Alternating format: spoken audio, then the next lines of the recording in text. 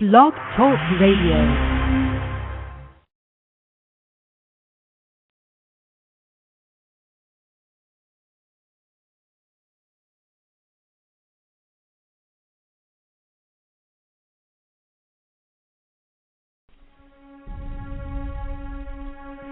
Is racism hurting you?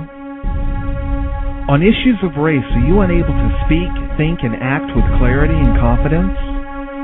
Are you tired of laughing when nothing is funny, smiling when you are not happy, agreeing when you really disagree?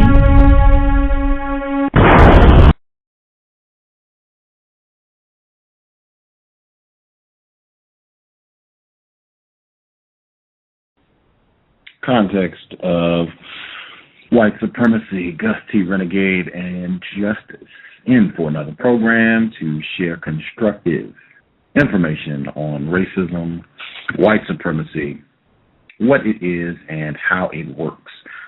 We are broadcasting live at War on the Horizon as well as live at Blog Talk Radio.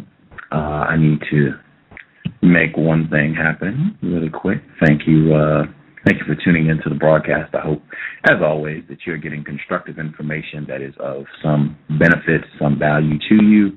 If you're not getting constructive information, please do not waste your time listening into the program. I'm sure there's a lot of other things that you could be doing to help out yourself and other victims of racism, white supremacy. Okie dokie. We are all set and good to go. Let me see. I'm going to check. I need to check one thing, and then I'll open up the phone lines. This is Black females sharing their views on racism, white supremacy, experiences, suggestions, strategies, the whole nine. Yeah, I will step aside so that you all can hop to it. I'm not going to have a whole lot to say. I'll just kind of be hanging out. I might have a question or two to ask as we roll, but other than that, I'm going to be quiet and allow you all to do your thing.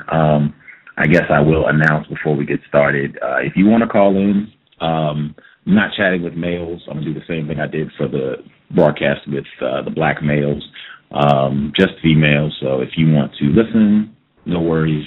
But I think I'm just going to allow females to speak on this broadcast. That would be correct, because that's the same thing I did when the males were on the program. But I will announce really quick, we will be back on Sunday, the War on the Horizon Roundtable. It should be King Samir, the Irritated Genie of Southeast, Gus T Renegade, Justice, Brother Louis Ali, and the host for tomorrow's broadcast, Children of Southampton's organizational leader, Sister Nefertari Mary Moot Nzinga. That will be Saturday, November 27th. Showtime is 7 p.m. Eastern, 6 p.m. Central, and 4 p.m. Pacific, live at War on the Horizon. It will simulcast here at Blog Talk Radio as well. You can call in, you can listen on your phone, all that good stuff. But we will be up and rolling. Tomorrow should be great, and the subject is genocide of the white race. And that is not genocide that white people have practiced against non-white people worldwide. That is, should victims of white supremacy seriously consider a means, strategy for bringing about the extermination of the entire white race? That'll be the discussion for tomorrow's program. Should be very interesting. Looking forward to question call 09. Now, hopping to today's broadcast, I'm going to go to the phone lines. I'll open them up. Black females, you're out there, call in, share your views. This program is set up just for that purpose. Very interested in hearing what y'all have to say about racism, white supremacy. The number you can dial in, there are two of them. You can dial the Blog Talk Radio show line. That number is 347-215-6071. That number one more time is 347-215-6071. And the free HD line, that number is 760 569-7676. And the code that you will need is 948656. So once again, free HD line is 760-569-7676. And the code that you will need is 948656. Groovy. All righty. I am going to the phone lines, and we'll see what folks have to say. Person who dialed in, last four digits, 5301. 5301, are you there? I'm a black man, so I'm not included. I'm just listening. All right. No worries. Thank you for dialing in, sir. No worries. Let's see. Person who dialed in, 3413. 3413, are you there? Yes, I'm here. How are you doing tonight? I'm well. How are you? I'm great. I love your program, but I'm right now I'm just listening. So, so I'm just ready to hear what other people have to say. Now I don't have. It's more of a spectator, right? I said right now I don't have an opinion. I'm more of a spectator right now.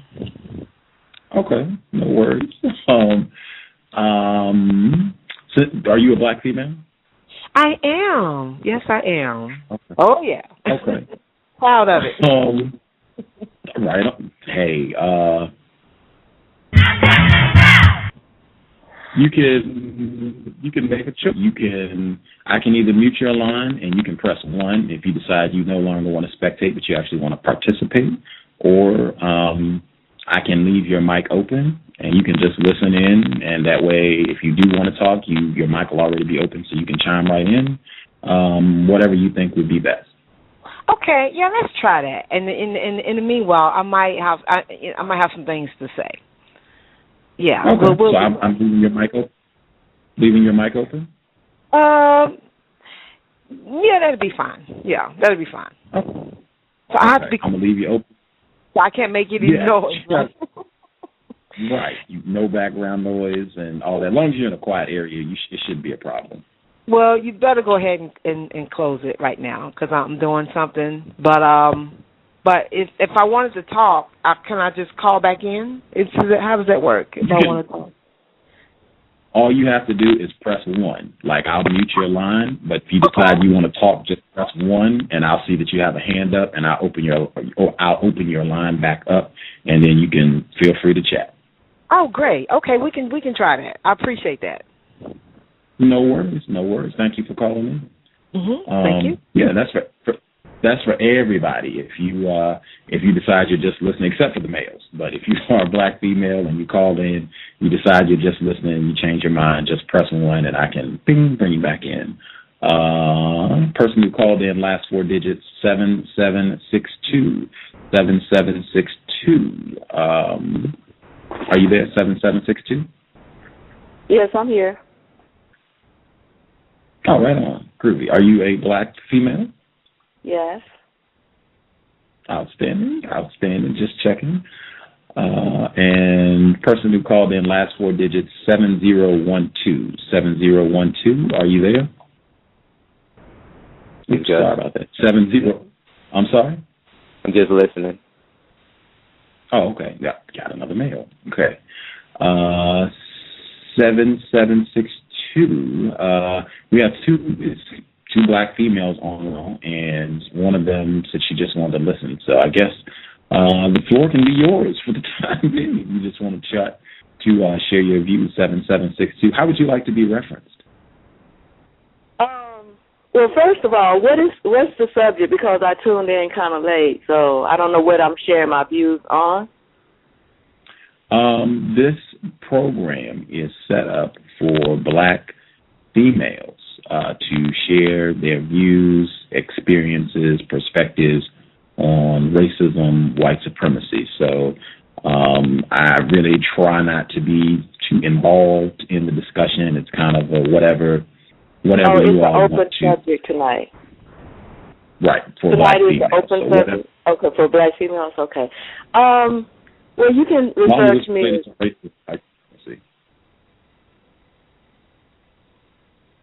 I'm sorry? I just said as long as it's related to racism, white supremacy, like you wouldn't be open to just talk. Yeah. Okay. You can refer to me as Queen J. Queen J, gotcha. Yes. Right now, all I can say is racism is real, and it's affecting us as a black race. And we as a race, especially sisters, need to come together and figure out how to assist our brothers that are in this struggle to better ourselves as a race.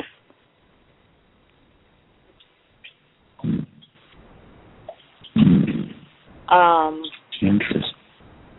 Pardon? Oh, I just was agreeing and saying I thought that was interesting to leave with that. Please continue. Okay, I just really want to listen in for now. I mean, if it's someone else that wants to chime in and, say something, I'm just opening it up with that. Dig it. That's very interesting.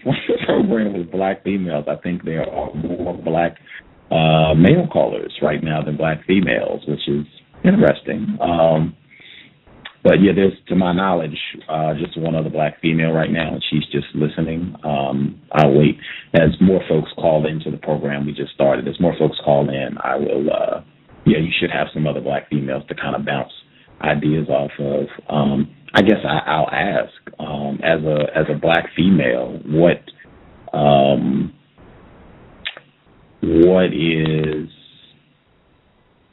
are some of the chief concerns that you have at just being a black female and understanding that we are in a system dominated by racism, white supremacy? Education, history, our story, the real history of our story, not what the Europeans have given us.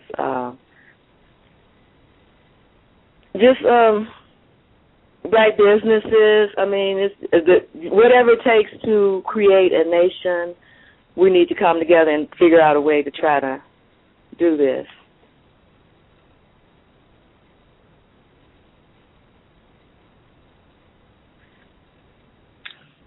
I'm not really a speaker or anything like that. I just voiced my opinion on that one subject, and I just,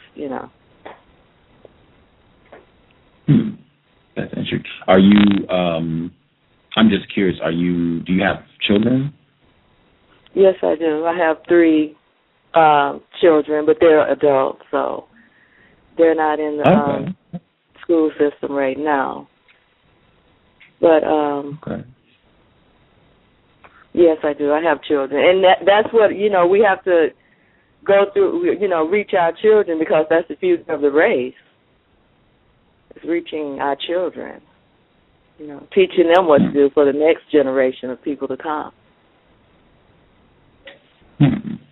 Were you able to speak with your children about racism, white supremacy? Of course. I'm from Texas. I live in New York right now. I'm from Texas, so we're very, very familiar with racism, white supremacists. White supremacy, rather. Yes. So, you gotta be. Oh, I'm sorry. I was going to ask if you even though your children are older, do you still have discussions with them about racism? Yes. Wow. What, if you recall, what was the last discussion that you had with some of your children about racism?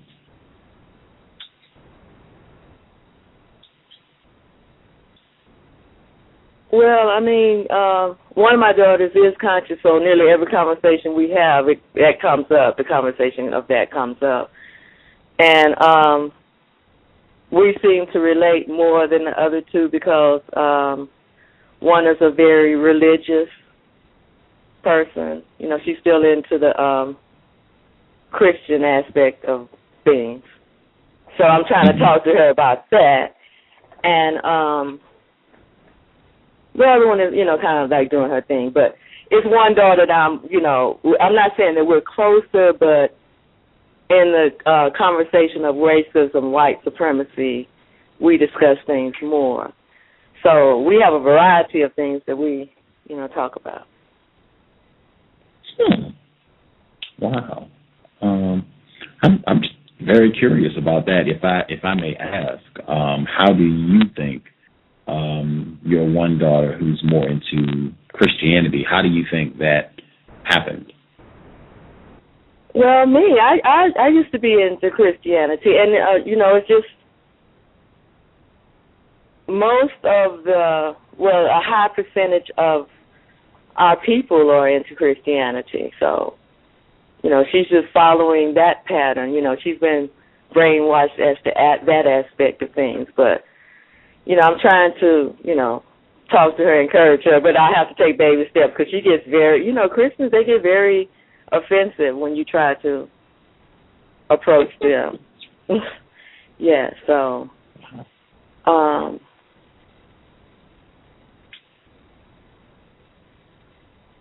that's that story. Wow, very interesting. Very interesting. So, I'm curious. You said you were into the church as well. Were you informed about racism when you were more into the church, or did you become more informed about racism after you had been involved in the church for a while? Well, my eyes were always open to see racism, so no one had to inform me about racism. I made my own decisions about that.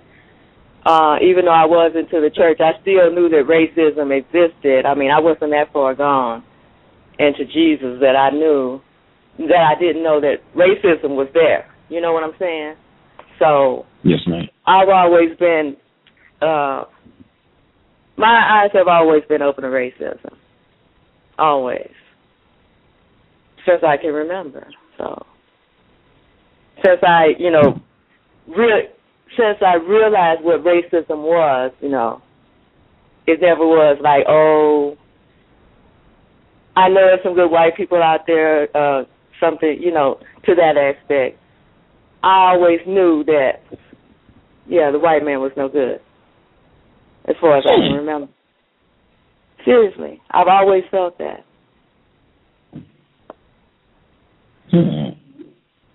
Wow. But, white women as well? Of course. When I say men, I'm talking men, women, children. Oh, okay. Yeah. Okay. No, I'm not giving the white woman a break. No, not at all, not at all. She's don't get me started on the white woman. Okay. Wow. But anyway, let me listen in a little bit. I want to hear someone else's opinion.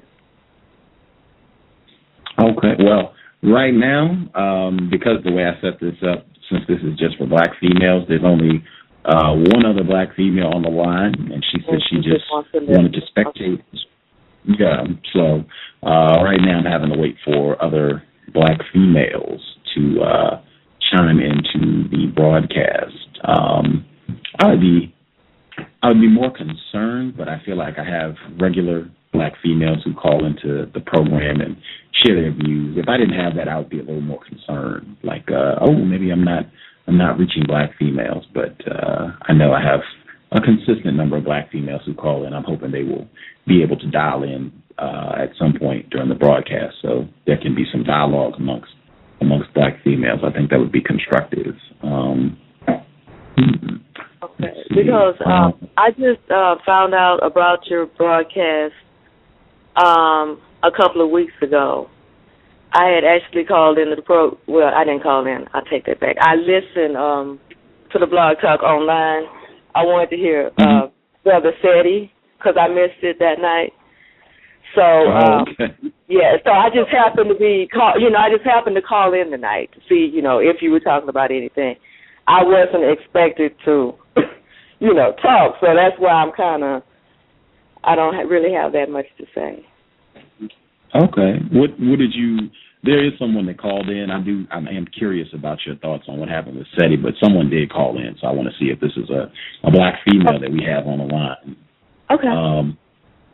Person that called in, last four digits 1917. 1917. Are you there? Hello?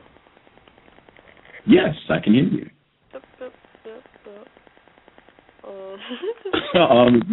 Is this a black female? Or is this Tater Pie? Yeah, it's Tater Pie. Right on. How are you doing? Still a victim, but I'm doing okay, I guess. Right on. Nice to have you back. Oh, we have other people calling in now. Okay, so I can hush and you all can just chat about whatever. 7673, person who called in 7673. Your line is open. I believe. Oh, it's not open. Let's try again. Okay, you're open now. Person who called in 7673. Are you there? Yeah, can you hear me? Hello? Yes, we can hear you loud and clear. Okay, good. Wow, thanks for your show. Thank you very much for your show, actually. For sure. Are you a black female? Yes, I am. Beautiful. Yeah, I can hush. I can sit down and you all can chat. I guess just for people to be referenced, we have Tater Pie on the line. The female, I'm sorry, ma'am, that called in last four digits 7762. How did you want to be referenced? Queen J. So we have Tater Pie, Queen J, and the female that just dialed in last four digits 7673. How did you want to be referenced? I guess you can just call me 7673. That's okay. That is fine. 7673. Outstanding. If you all can take the floor, I will sit down and be quiet.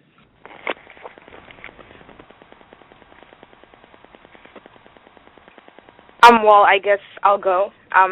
This is 7673. I'm from Zimbabwe, actually. I've been in the United States for about 3 years now. And I guess I always knew that racism existed, but I didn't realize how bad it was until I moved here, which is very, very strange. It's the last thing I expected. So before I moved here, I was under the impression that the United States was the land of milk and honey and, just freedom and democracy and everyone gets along. So I was expecting something very, very different than what I found when I got here. So I think I only really started to realize the extent of what we call racism, white supremacy, after I came to the United States and started living as a black person in America.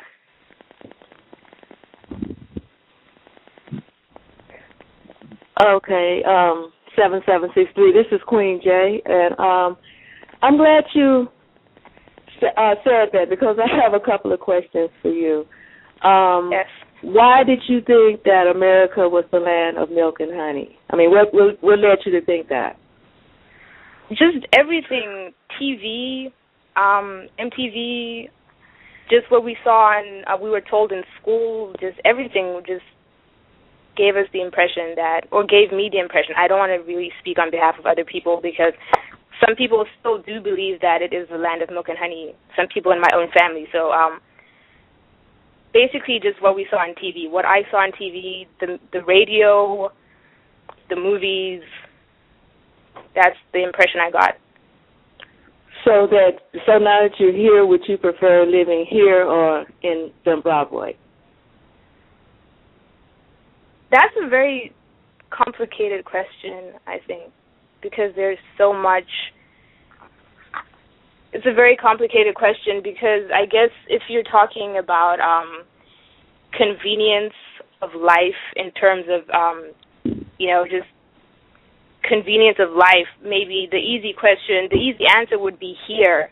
But when it comes to just dealing with racism on a daily basis, I never had to deal with it as much as I do now when I was in Zimbabwe. So in that context, I would prefer to be back home. Okay. Well, thank you. You answered my question. But I might have more. That's fine.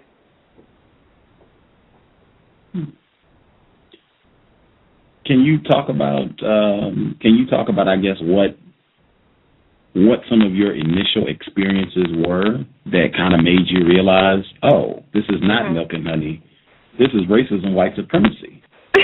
Yeah. I think the first things were when I had to do my senior year of high school here.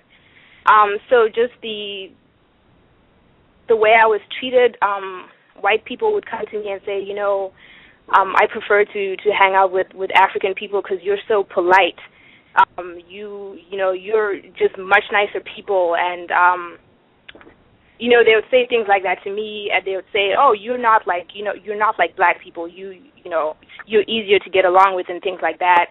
And I was just noticing just a different treatment because I expected to just fit in as another black person. I didn't expect there to be a distinction made between me and the other black people I was going to school with, and that was the first thing that made me realize that, there was something strange.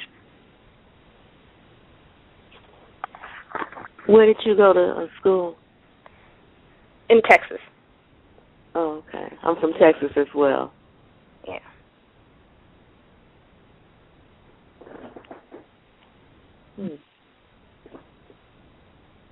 Was it a small town or was it a city? Dallas, actually. Oh, okay. I'm from Houston, so okay. Same thing. Racism. Yeah. Yeah.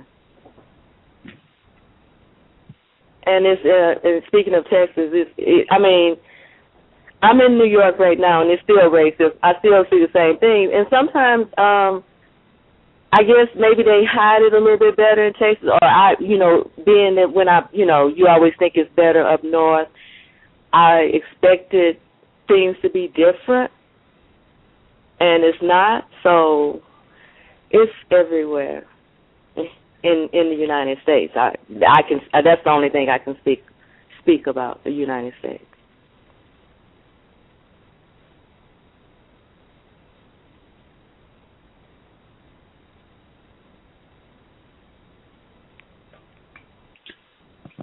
How have your experiences been relating to other black people?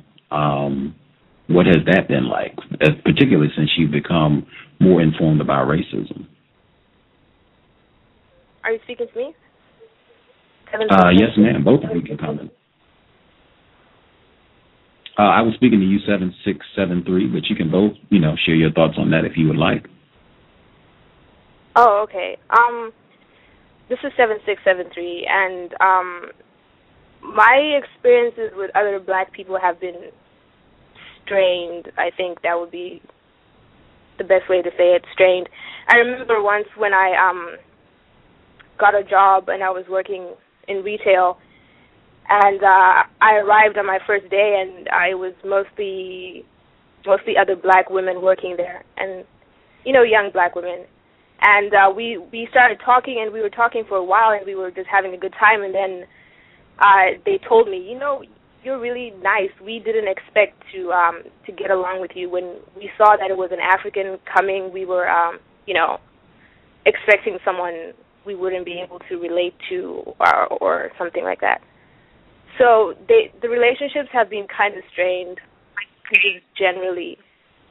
But then they're strained. I think when you're aware of racism, white supremacy, at least for me, they've actually been more strained with other African people since realizing what we're living under. Why do you think that is? I think a lot of other African people really believe that this is a paradise. This is an amazing place. So, when I came here, the goal was to just suck up everything, the education, the cultural experience, and just make the most of it. And And so to then say, you know, I don't think it's not what you said it was. Other Africans it's almost like saying I'm just ungrateful for, you know.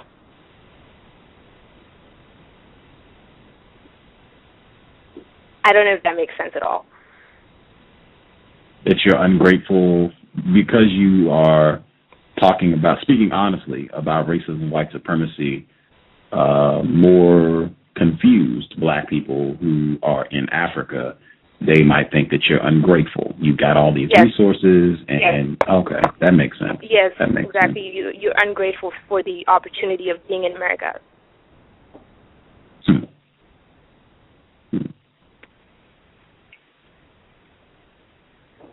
Interesting. Very interesting. I don't know. Queen J, did you want to share your thoughts on the same question, or?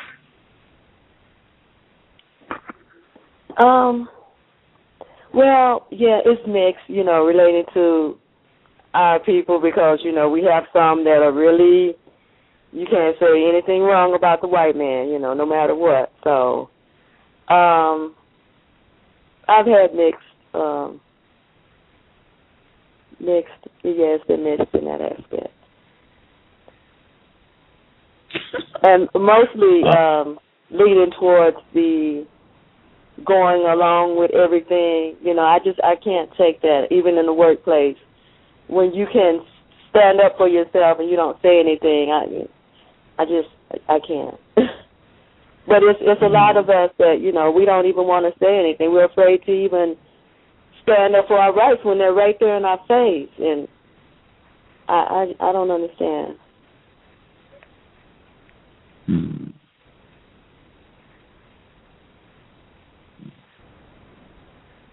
Very interesting. Very interesting.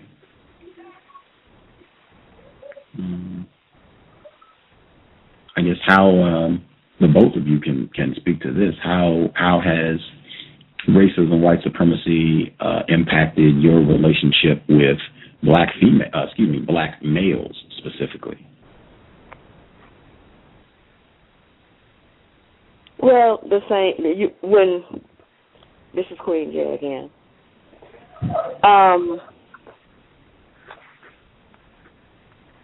Yeah, a lot of black males, and it's very hurtful to hear a black male say that he wouldn't want to be with a black woman, and that's something that I can't understand. Why a black man wouldn't want to be with a black woman, and I'm not saying that all black men. You know, I'm not saying all black men. I'm talking about the black men that state this, and you know that it's that state that. So it's hurtful, and I just don't understand it. How they could fall for the trickery of the white woman to get caught up into that. And there's some brothers that they do the little song and dance just like the sisters do. But for, you know, it's more brothers that are waking up that I can see, that are visible to me, than sisters. And the sisters need to get on board, I feel, a little bit more.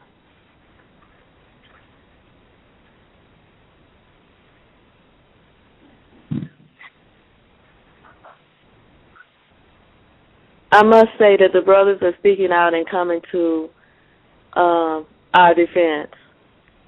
And I appreciate that. The brothers that are, you know, saying that the black woman is God, and, you know, speaking to the other brothers and saying that they should respect us. I mean, I'm loving that. But we have a lot of more work to do, men and women. We got to get busy. Mm-hmm.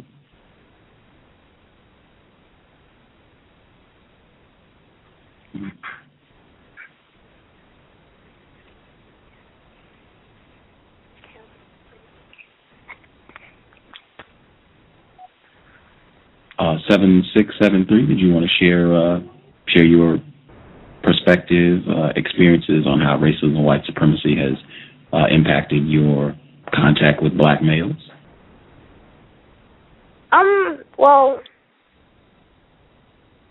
I can't really speak on my relationship with black males in America. I don't think I'm really in the best position to talk about that because most of my contact with black males still is around people from the continent who've just moved here recently also. So. How are those relationships? They're pretty good because we in Zimbabwe, for instance, the population of white people is very small. So even though we do see images of whiteness on TV and in the movies, there isn't a big strain between relationships, between men and women. So there's pretty much no interracial dating. So I mean, I grew up around black boys, and it's just that's what we know. Black man and black goes with a black woman. So that pretty much has stayed intact even when we've moved here. So I haven't really experienced any significant problems.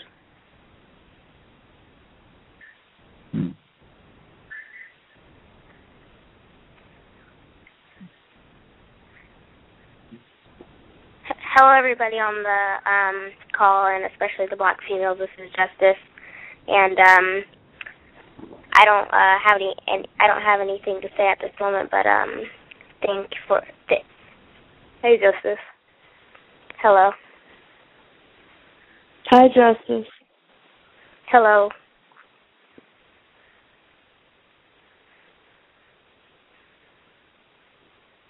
I asked Queen J, 7673. Do you have offspring? Children? No. Okay. Yeah, that's a big one. Being able to speak effectively to your children about racism, white supremacy. That's a big one.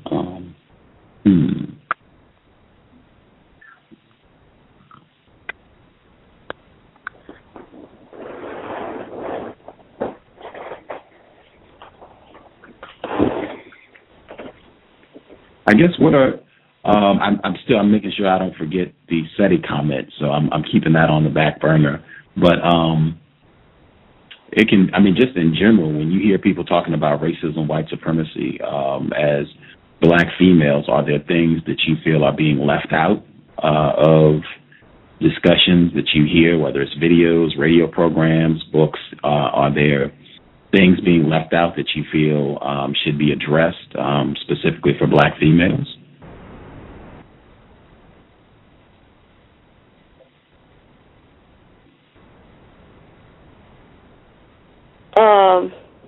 Nothing other than quit hating on each other, and I'm just being real. Quit hating on each other and, try to come together and stop the nonsense.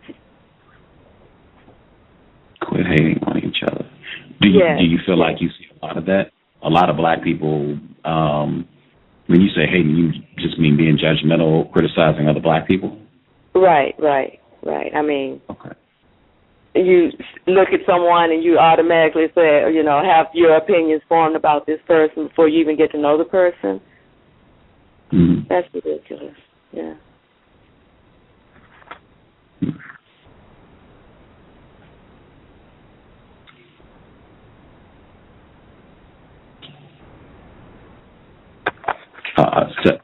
7673. Anything you feel like is being not addressed, left out, particularly from black females' perspective, in discussions on racism, white supremacy? Yeah, I think what I find interesting is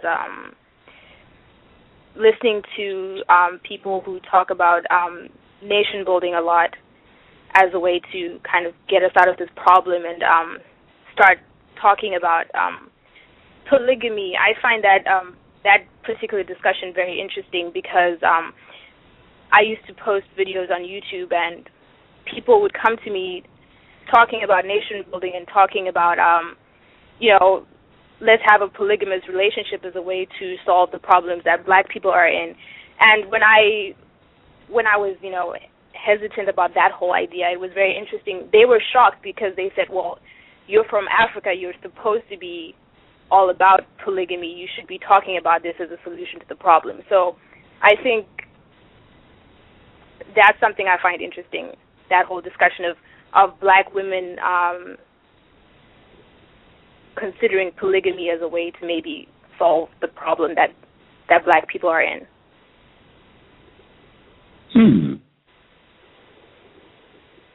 That's interesting. Wow. Do you hear that? I'm just curious. Do you hear that come up often in discussions on so-called nation building, that polygamy, and I guess for people listening in, that would be a male having multiple wives. Is that common in discussions on so-called nation building? I've heard that a lot on YouTube, especially on YouTube. Because they say, I've heard people say, there's a shortage of good black men, so, it makes sense for men to start having multiple wives, and maybe that will solve, relationships and family problems. I've heard that a lot on YouTube. And just your experience when you have raised maybe some opposition to that or some questions about that, how has it been received? With shock and just disapproval. Like, the response has been, but you're from Africa, you're supposed to be, isn't this what you do? Therefore, you should be promoting this as a solution. But that's not what we do, where, polygamy is not common where I'm from. So that's just been interesting. Wow. Context of white supremacy. This is open forum for black females to share their views on racism, white supremacy. Any black females, we would love to hear from you. The number that you can dial in, there's two of them. You can dial 347-215-6071. The number again, 347-215-6071. And then the other number you can dial in is 760-569-7676, and the code that you'll need is 948656. So the number again, 760-569-7676, and the code is 948656. I wanted to make sure I got in the comment on SETI before I forget, because Sister Nefertari, Children of Southampton, she was listening in. Queen J, you said you heard the broadcast with Sarah Susan SETI from a couple weeks back.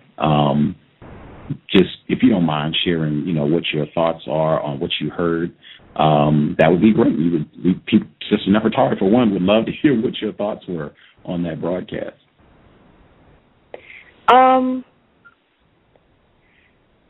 I like Brother SETI, so, of course, everyone, needs to grow in certain areas, including myself. So, I just wish that he would slow down a little bit and think sometimes before he speaks. But overall, I like his message. So, I'm going to say I'm a supporter of SETI, along with others. Any positive black male, I'll try to stick by him until he gives me a reason not to stick by him. And like I said, it's, some things that, he might say that I might not agree with, but I like his message. So I'll say, in a positive aspect, I like the brother. Mm-hmm. Woo! What? What was that? Oh, I have sound effects. I have my whole. Oh, okay. Oh, that was the sound effect. Okay. Yeah. Person who called in with a hand up from a blocked number. Are you there? Are you a black female? I am, and I'd like to be referred to as Maroon Nanny. Hello, everyone. Can you say your name one more time, how you want to be referenced? Maroon Nanny. Maroon Nanny. Got it. Thank you so much for calling in. You're quite welcome. Hello, everyone. Hello. Hi.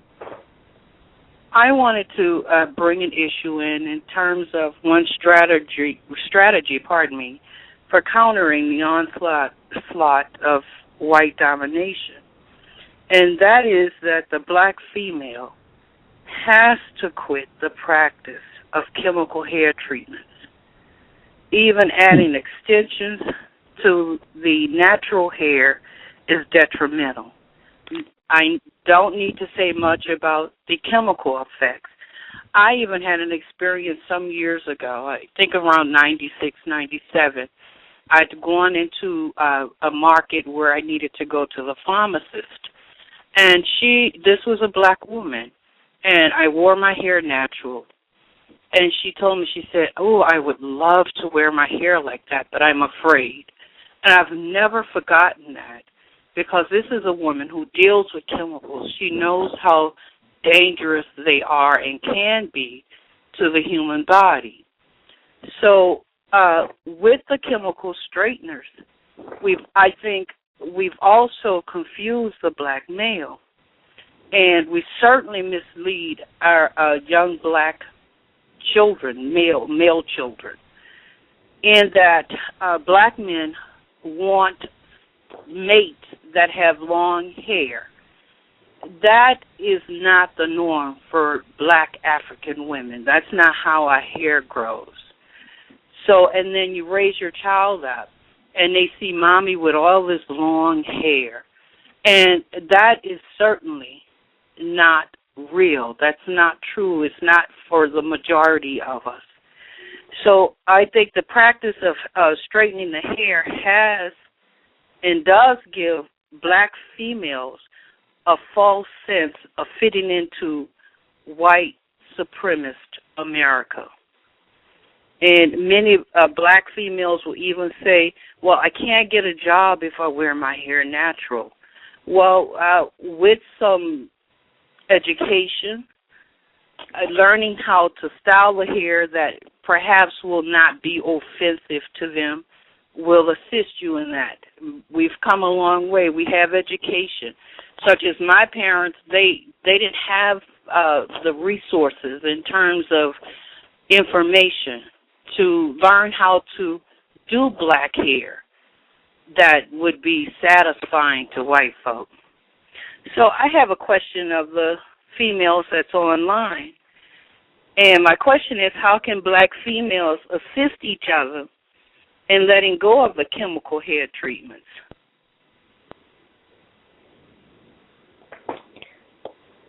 Well, I've been natural for 10 years. I was natural for years, and then I got talked into putting a relaxer on my hair. This is Queen J speaking, by the way. And so I've been natural for 10 years, and the same thing. I get compliments about my hair, but it's always compliments with a but, you know. So, well, it's the media, you know, portraying what they think beauty is, and that's what the black boys, if they see, you know, Rihanna and Nick, you know, all the young girls in the videos and things. So that's what they think beauty is, and that's what our teenagers and our young girls are trying to portray as well. So I've been trying to get the message out there, and I don't know why anyone would want to put chemicals in your hair that God knows, you know, you don't know what that's doing to you, you know, on the inside. So, and it's for black people, so we don't know what they're putting in. We don't make that. We don't know what's going. The majority of the stuff we don't make. It's a few lines out there. And then once again, when you put the extensions and all that in your hair, that's enriching. What is it? The not Chinese, Asian. but yeah, the Asian. Yeah, right. So that covers all of them. Yeah, we're just making them rich. The beauty supplies, all that. I mean, we got to stop supporting that. We have to. Yeah. I agree. Well, yes, go ahead. But getting the message out, I mean, yeah, I'm trying to figure that out too, sis. I really am. And then I saw a video on YouTube where the sister did open up her beauty supply and everything, but the Asians were competing with her so much, you know, because they can make their stuff very cheap, you know, and compete. There's so many of them. So, you know, the sisters would still go to the Asians to save a dollar. And I understand that, but then when you're talking about the sister having her store open, what was she selling? Because I'm thinking with the way that black women's hair, black folk, period, it grows circular and it knots up or balls up. So what the barber works, and barbers have been around since I don't know when, but they've made decent livings barbering. Oh, yeah. So yeah. What is it could this sister have been selling that you couldn't stay in business? Because to take care of our simple haircuts, say, from a barber, we don't need a lot of chemicals. We don't need a lot of products. And then, of course, eat it correctly. She had the full out beauty supply. I mean, with the weave and everything. So yeah, I understand it from that perspective. But maybe that's the kind of perspective that has to be changed. That okay, we're not going to put these chemicals in because of all the reasons that are there that are not good, and we have to cater to that. Getting natural oils and connecting with people that sell the natural oils. It just can't be, say, maybe a storefront. It may just have to be like an Amway product or this woman that gives the pink Cadillacs or whatever, like Avon. So it may have to be a business strategy like that. Maybe perhaps she can buy a supply of these products and take them to the barbers. And the barbers can be female. It's not just a male business. It's dominated by males. But we've got to do something because the chemicals are killing us. Inside, from the outside, even inside. We're not eating properly. We're putting stuff on our head and the cell phone. We've got to limit to cell phone usage. I'm here in Texas, and the black women that are driving, young black females that are driving with a cell phone, the numbers are astronomical. Unbelievable. And it's even closer. It's even closer to your brain now because they have the Bluetooth, and that's just right there on your head. So yeah, exactly. I've read a number of reports where the brain heats up from the radiation that is transmitted through cell phones. Even the earplug, that doesn't work because it's another transmitter to the brain. And when the brain heats up, it causes mental retardation. It causes slow thinking. I mean, just all kinds of terrible effects from the radiation. So I suggest limiting the cell phone and black folk, especially black females, because we can be and we are so powerful. We need a from head to toe makeover. And I'm not talking about the kind that's done on a TV show. I'm talking about a serious makeover, and we need to start with the head, and that the hair is the first thing. This is Justice, and I have one suggestion. You can talk to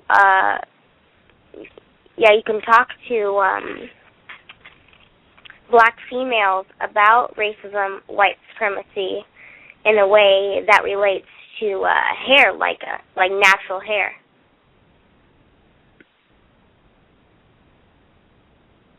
I agree, but of course, I think it may depend on the age and, of course, how you approach them. Younger women are just very belligerent many of them, I'm not going to say all, they're very belligerent when you attempt to share truths with them. And my truths are my experiences, because I know that better than I know anything else. So when you have this brick wall that you have to go up against, you certainly have to be very, very careful with the language that you use. In addition, you cannot fall to their level. In other words, if they're cussing or what have you, you certainly can't go there, because then they'll put you on the level with them and they won't respect you. But it's a huge fight.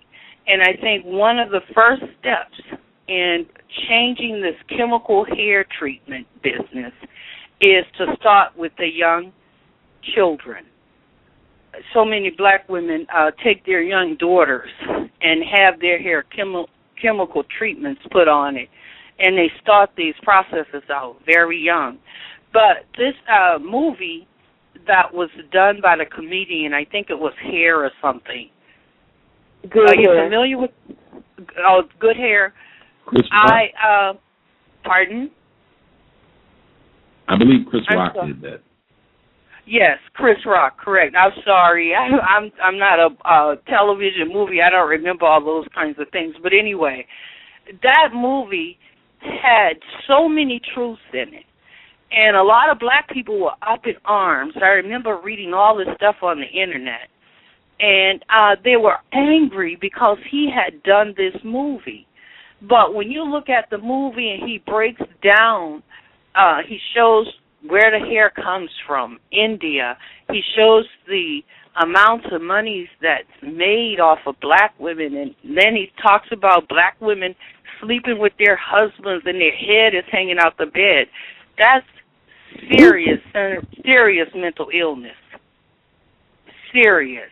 And women spending untold amount of money to have their hair done. They did one salon, and the woman spends $1,000 a week or every other week or something to have extensions put in her hair. Just think of who she could educate with that kind of money. Unbelievable. So that's one of the issues that I have that I consider often. That we have to have black women, black females, have to have a total body makeover.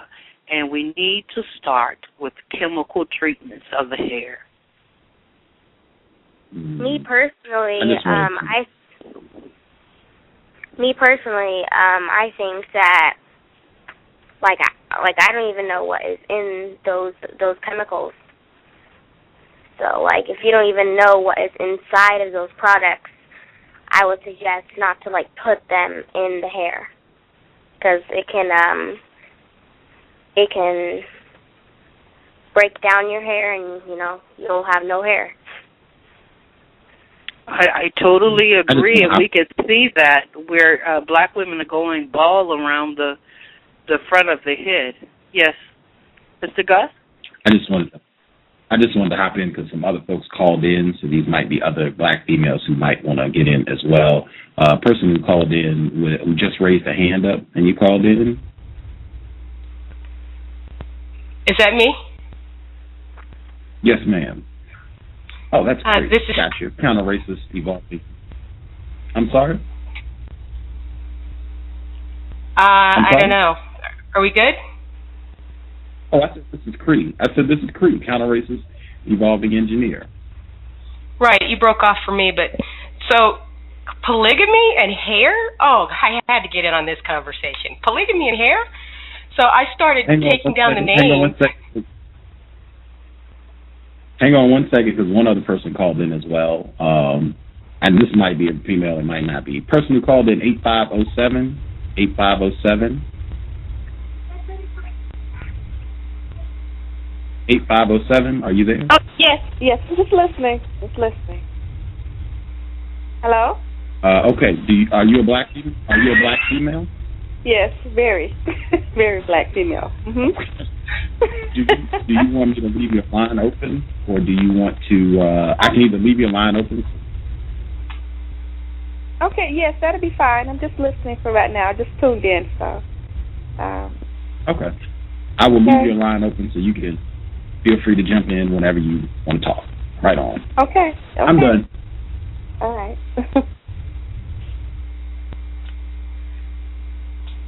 Well, I'm not sure which one is. I'm sorry. Go ahead. Is this Cree? Oh, yeah, no, I was going to ask you your name, actually, so go ahead. I would like to be referred to as Maroon Nanny. Okay, I got it. So go ahead. Well, the reason why I brought that up about the chemical straightening of the hair is because most conversations that I hear, and I listen to a lot of talk radio, I read a lot, and I socialize with black women, and I watch them. I observe them more than I do any of those other things I just mentioned. And there's always black females seem to want to start in the middle of fixing themselves. And I believe that the strategy is to start from the top, because when the mind or the brain is affected or influenced by chemicals, cell phones, what you're reading, what you're participating in, you can't possibly become the female, the black female that our community needs, that black people need to move forward from white domination. That's why I brought it up. But I also said that we need a total body makeover. So just having the issue on the table about the chemicals in the hair, people listening maybe don't know what we're talking about, and we're informing them. So when we have another opportunity to come together, then perhaps we could talk about the mouth, what you put in it, what comes out of it. So that's why I put the issue of hair chemicals on the table, to start from the top. We can't start in the middle and then expect the rest to follow, because the brain is the controller. That's the main computer. I want to associate myself with Maroon Nanny's remarks. I so agree. I want to associate myself with your remarks. I so agree with everything that you said, and I'll tell you, it has been frustrating for me to hear every once in a while somebody will address the hair issue, but it is always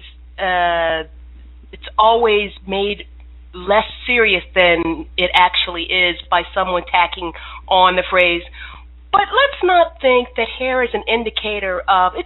Hair is just a style choice. Let's not think that it actually indicates the consciousness or the state of the person's mind, what their thinking is about racism. We shouldn't be judging people by what's on their head.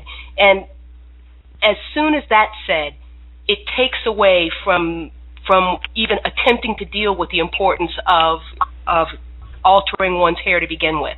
So to hear another black female say that it is of paramount importance is so refreshing to me.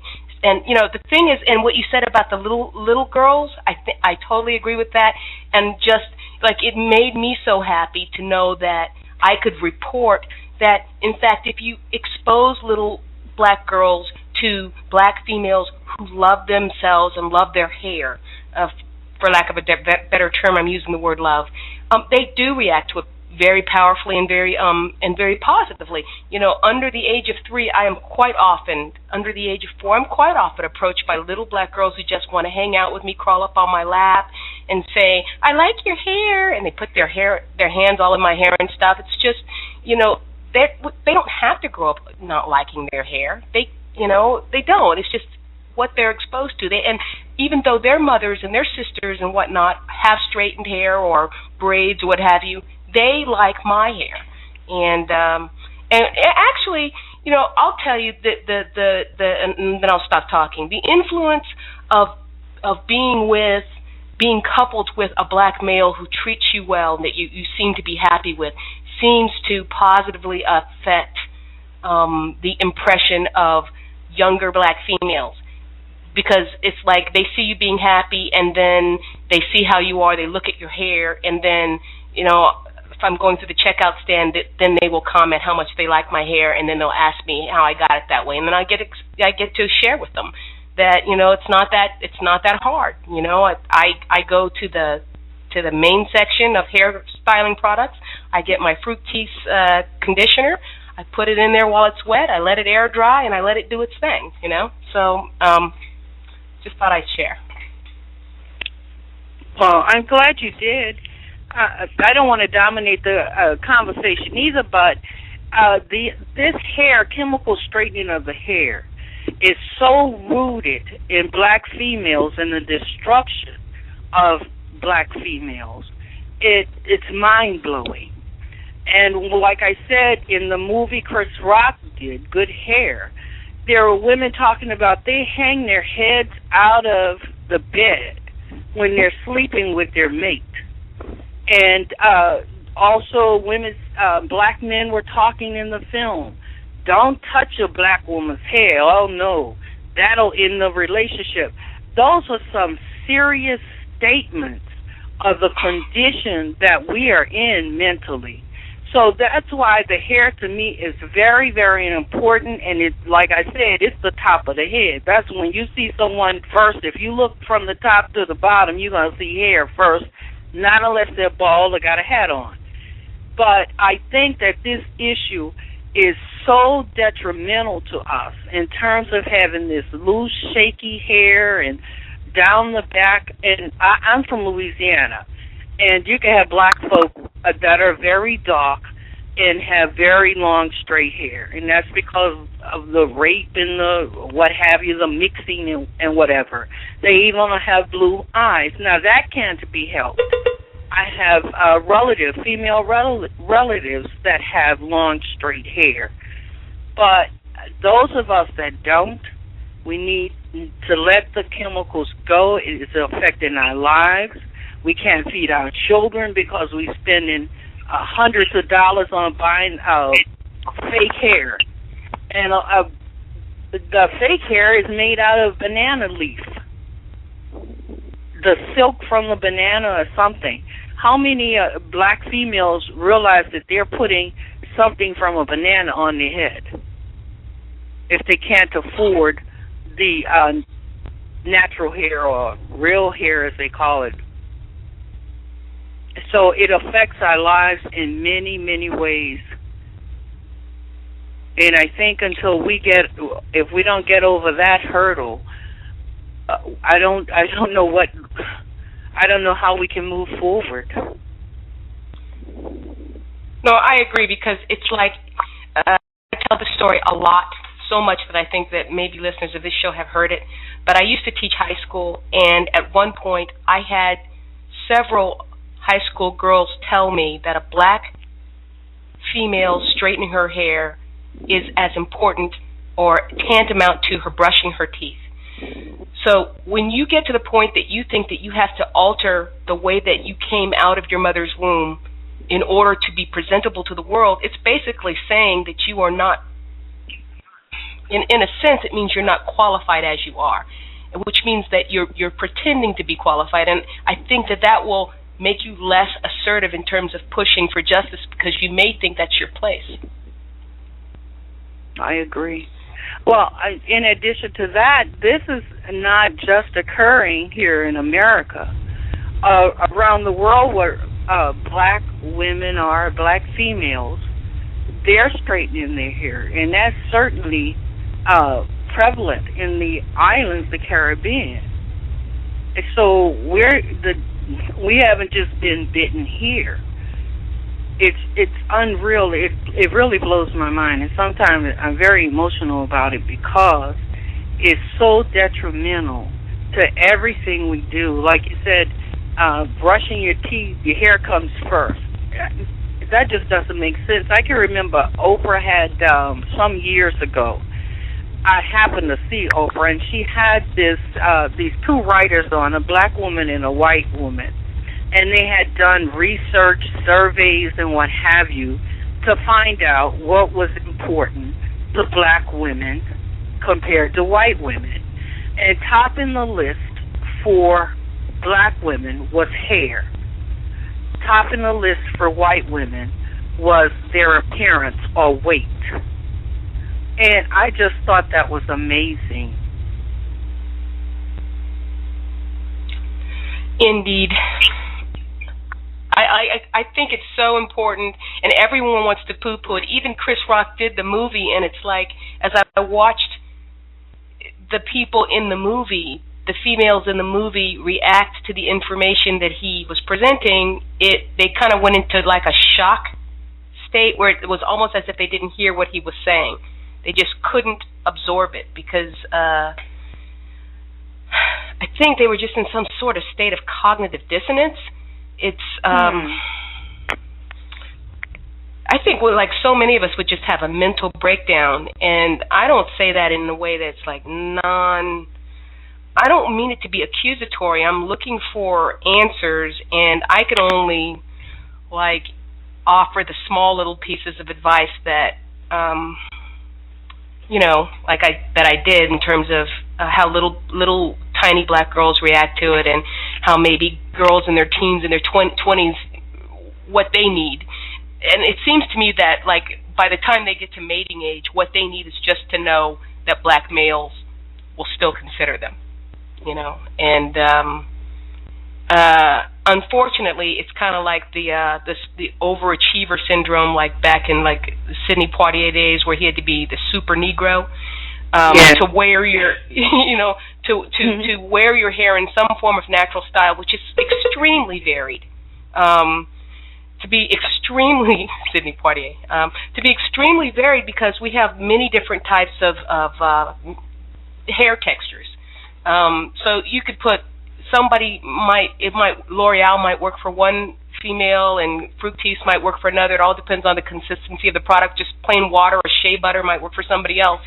But the point is, when you find something that's flattering for you and takes some time but doesn't take up your whole life to take care of, the next thing is that in order for people to consider maybe doing it themselves, it seems like the younger black females need to see you with a male who finds you attractive, married with, no pun intended, that you have to present yourself like everything else has to be banging, right? You have to be able to rock it. You have to have your clothes together. You have to have a very fit body.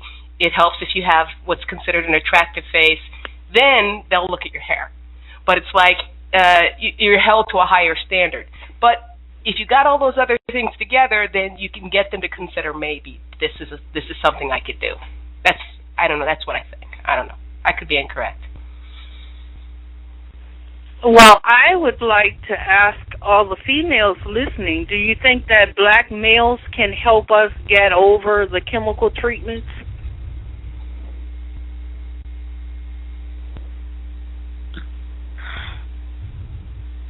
Hello, this is I'm calling from 803.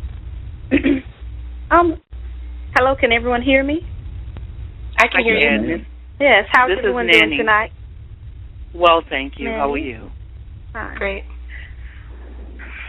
That's a very good question. No one has never asked that question. I think that if we can, and I don't have the answer. The only answer that I would extend to everyone, especially if you're raising a male, is to instill in them the importance and the beauty of the black female. And I was just listening to you, and I was telling someone the other day that I'm just coming out of this mind sickness. I haven't processed my hair in about 4 months, and I've been catching a lot of flack from my family, Be strong, sister. Be strong. Yes. Oh, yes. And and then I'm forced to go black power on them, and they can't handle it. So it's just a transition that I'm making, and I feel really good about it. And my daughter as well. I have a 20-year-old daughter. She's been going natural for about 8 months now, and so it is a big transition. I feel so much more like I am who I am supposed to be. I never used any artificial hair, but one thing we have to realize as well is, as far as economics is concerned, we're pumping all of this money, to keep our hair tight and to keep all of these weaves, and weaves in our hair. We're pumping that into other communities because anytime you go to any of these hair shops where people's purchasing hair, they're buying from other ethnic groups, and they're putting that money into their own communities.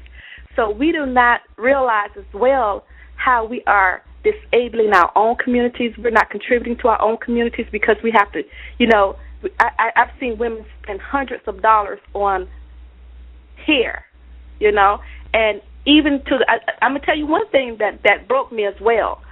The salon I used to go to, they started charging by the inch.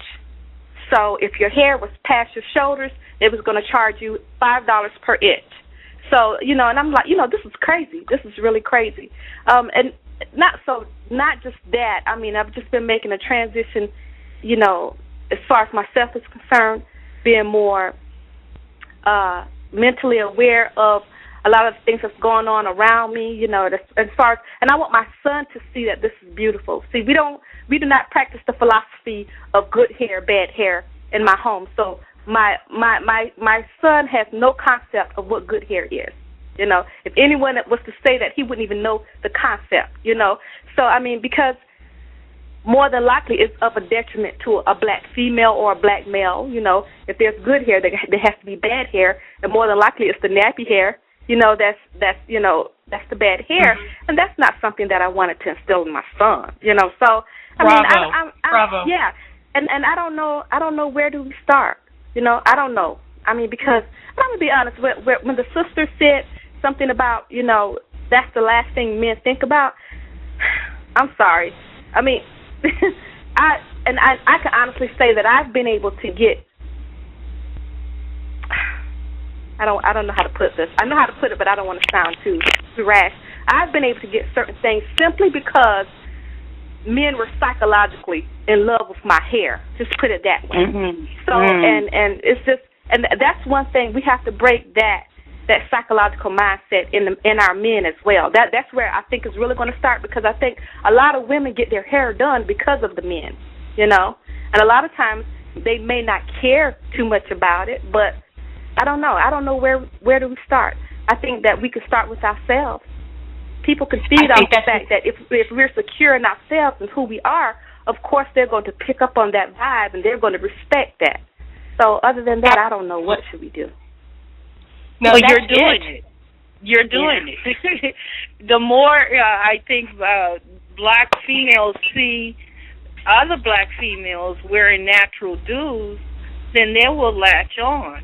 But see, my thing is not just doing the do. I want folk to understand why we shouldn't do the chemicals. And once you understand, and if you're concerned and caring about yourself and staying healthy and being here for your children, then I think that would make a great impact.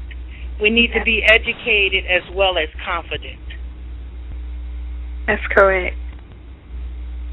Well, I think I'm sorry. Thank you. Hang on 1 second. I just want to hop in because somebody else called, and I want to check to see if that is a female that wants to add her voice to the line. And someone messaged in, because I was laughing when the question was asked, if black males can help in this process of black females not using the chemicals and just being healthier with their hair.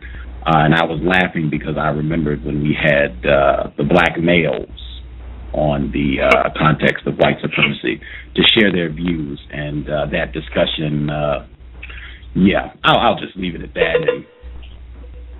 And person who called in on the free HD line, are you there?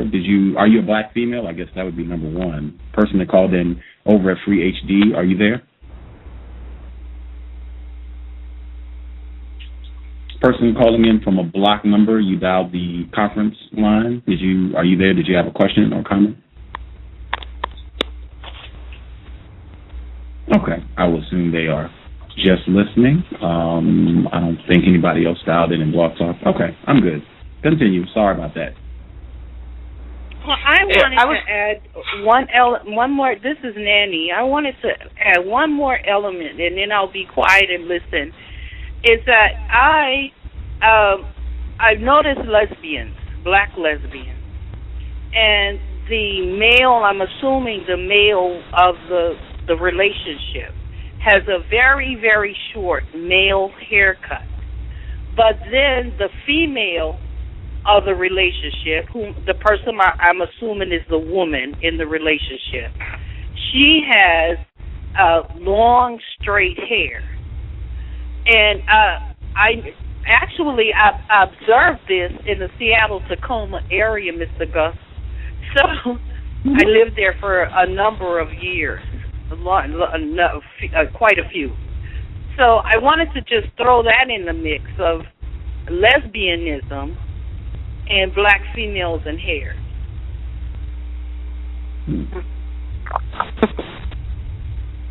Well, the lesbian, they want to be legit. They want to feel that they can get the same type of woman that the black male desires. And a lot of that is, I guess, I mean, that's just my opinion, a lot of that is from the media, you know, what the younger generation think is beauty, because that's what the media wants us to think is beauty. That's what's been programmed into them. So we have to figure out a way to reprogram them. Knowledge of self, education, you know, that's what we need to stop. The media, them from letting the media program them. But then they don't know they're being programmed.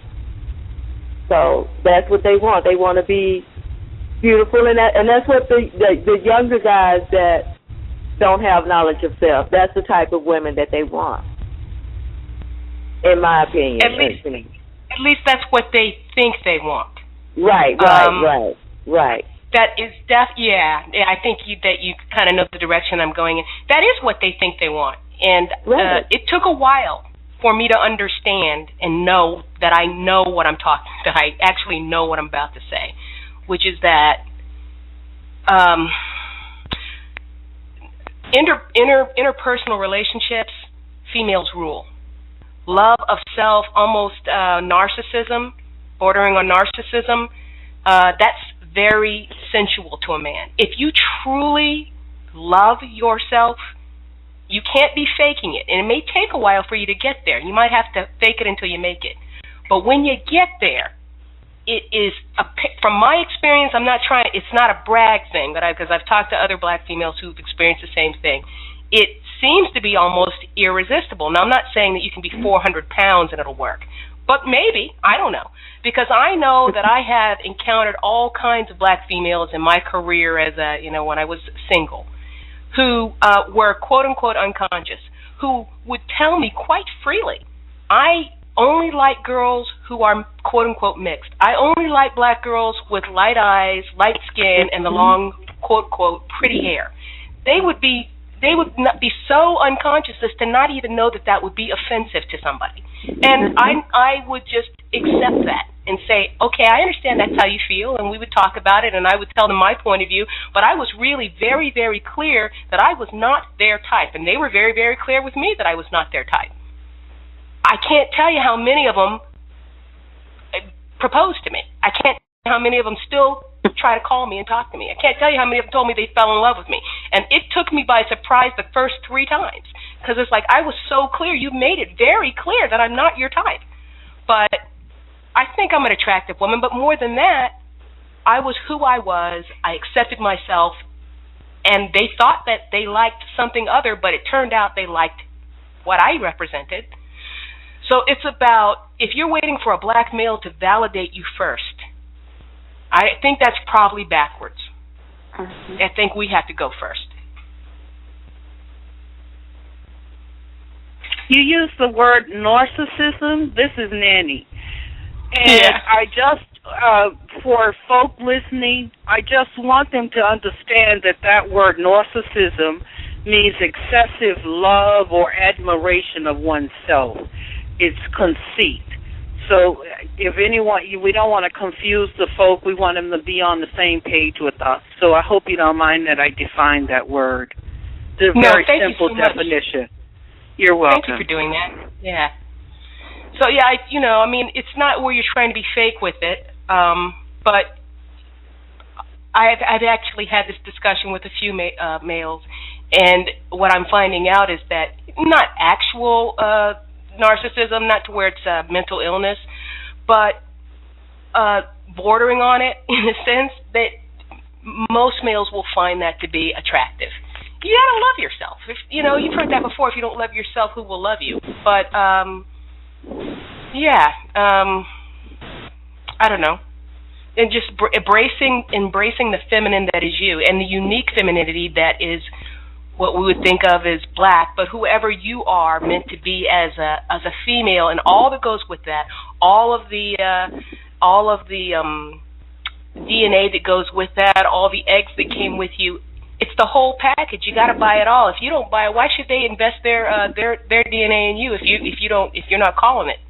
If you don't think it's a quality package. If you think it's a quality package, they'll probably come running. Well, I mentioned the cell phones.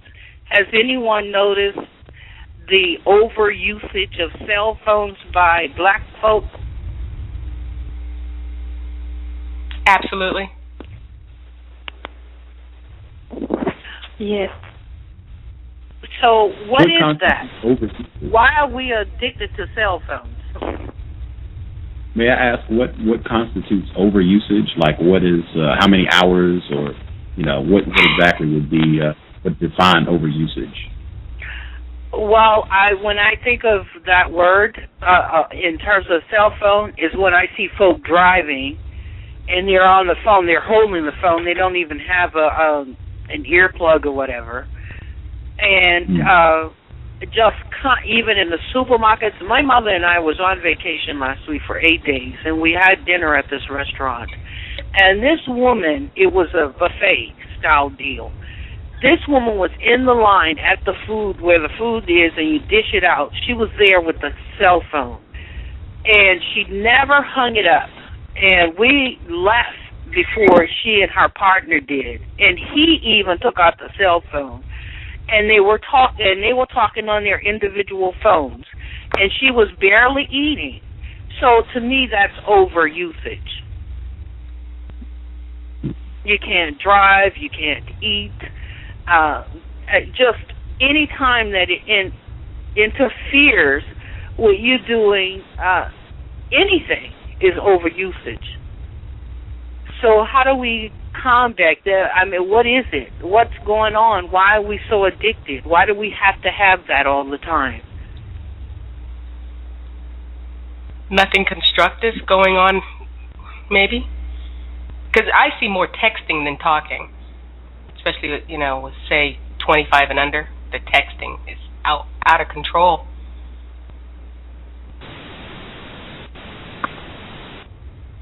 Does anyone else have an opinion?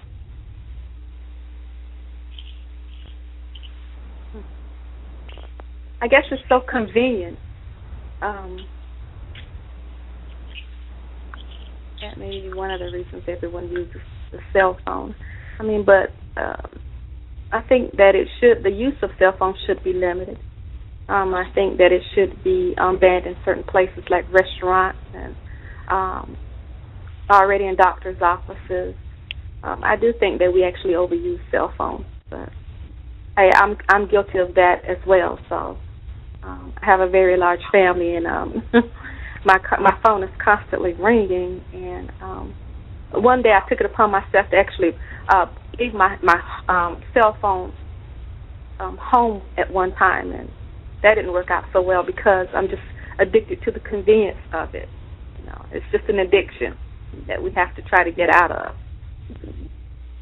But what do you talk about when you're on it? Like, just give us an average a day. I work for a large firm.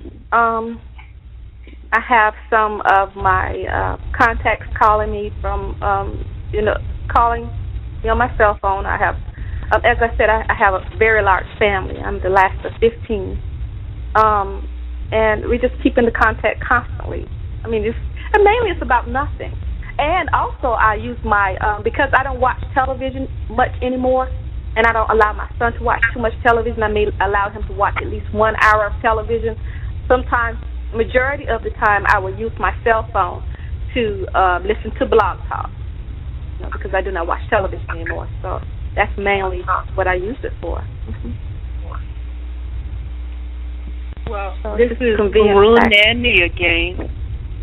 there is some risk, great risk from what I've read over the years about cell phones to pregnant women. And I don't know how you combat this, especially since the cell phone companies are pushing that people become cell phone users only. And I'm in that first group that got rid of landlines. I started, I think, in 97. I was in Seattle at the time, Mr. Gus. But anyway, I became very curious about this cell phone business. Why is it such an addictive mode of communication?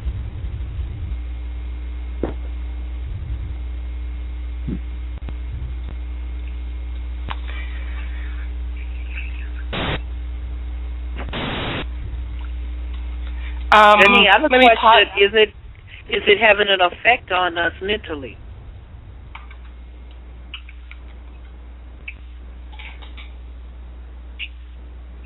Let me propose a possible answer, not a solution, but and this will get a bit back. I'm trying to work my way back around also to the polygamy question.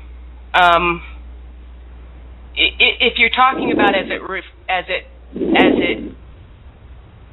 is related to black females, could it possibly be that black females are lonely and they'll just talk to anybody at any time because we're so lonely? No, I don't think that. I mean, I guess it just all depends. Because it's certain, I guess it's certain people I will not answer my phone for, actually. And I generally have people that call me the majority of, all day. Just as I said, I stay into contact with my family every day. And business-wise, of course. But you may have, that may be one of the things to consider as well, because the things that I talk about is important to me. I'm very concerned about whether my family's doing okay, and whether the business contacts, the business dealings that I'm trying to conduct from day to day is still being maintained. Other than that, I don't know. The bigger question is what would I do without it? How my life would be much more different without it, and that's one thing I try to fathom. I don't know. That may be one of the reasons, but I don't know. Someone is breathing in the phone kind of hard. I'm not sure who that is, but it's a mild distraction. Thank you. This is Maroon Nanny again. Are cell phones affecting black relationships, male-female relationships, such as the hair situation, hanging the head out the bed and not touching the hair? Do you think that the cell phones are creating some friction as well because black folk are on them all the time? Yes, that could be a contributing factor as well, as far as, relationships failing. If someone cannot put the phone down long enough to communicate with their partner, that could definitely be a problem, of course. Certainly, when it comes to rearing children, if the mother is on the telephone, even the father, because here in Texas I see both black males and females on the phone as if there's no tomorrow. So I'm wondering just how is the cell phone addiction affecting the rearing of children? Because the parents are distracted on the phone. Mm-hmm.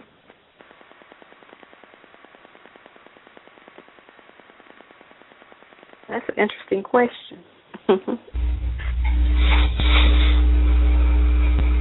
And how is it related to television? One of my favorite subjects. How's it related to television? If you're used to hearing chatter all the time, if you don't ever go into a quiet space, then even when you leave the house, do you need chatter?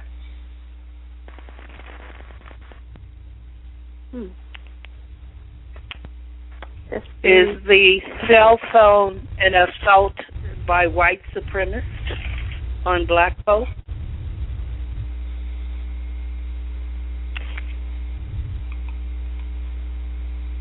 To the extent the white supremacists had anything to do with it, yes. That's my answer.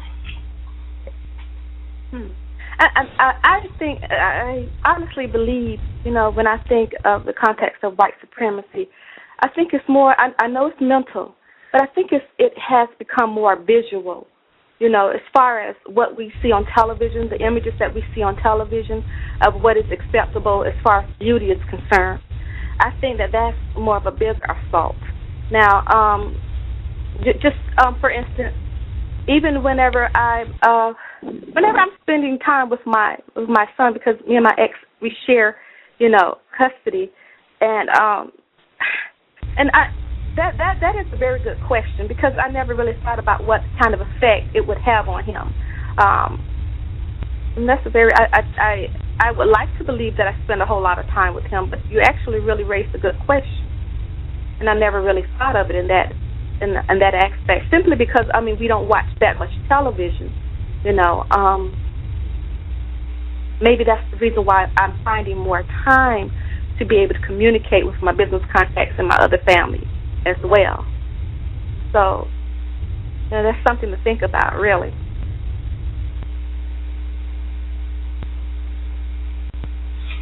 Perhaps the cell phone is used to take our attention away from the onslaught of white supremacy. Ooh, good point. That's right. What are we talking about? Sorry. She really raised a good point. I know most of us are not on the phone talking about the onslaught of white domination. I do know that. Yeah. And as well, I listen to other programs, and because sometimes I know what the context of the program is going to be, and if it does not involve too much profanity, me and my son are actually listening to certain programs, and we may listen to it. We may stream it from my computer, or actually listen to it on the phone. I have it on speaker and I have it on mute. So that is a really good thought, and I never really asked how it affects him, and does he think I spend too much time on the phone? Now, I normally do shut down my phone around 8 at night, but other than that, I'll use it for stream, or I'll use it to listen to the blog talks, but I have to be honest with you, that is a really good question. I never really thought about that. But and I'm just tuning in. Now, what were you sisters talking about as far as polygamy is concerned? Polygamy and the hair? Is the younger caller, is she still on the line, the one that's from Zimbabwe? Yeah, I'm still here. Well, did you want to kind of repeat what you had said about polygamy? Because I was feeling it, because I know what you're talking about. Oh, yeah, I was just saying that when I've heard people try to come up with solutions, ways to heal black relationships and solve the problem of white supremacy, I hear people talk about polygamy a lot, or I guess they try to be very specific about calling it polygyny, whatever. Yeah. But they bring that up a lot as a way to kind of bring black men and women back together. And since there's apparently a shortage of good black men, they think it makes sense to for black men to start having more than one wife.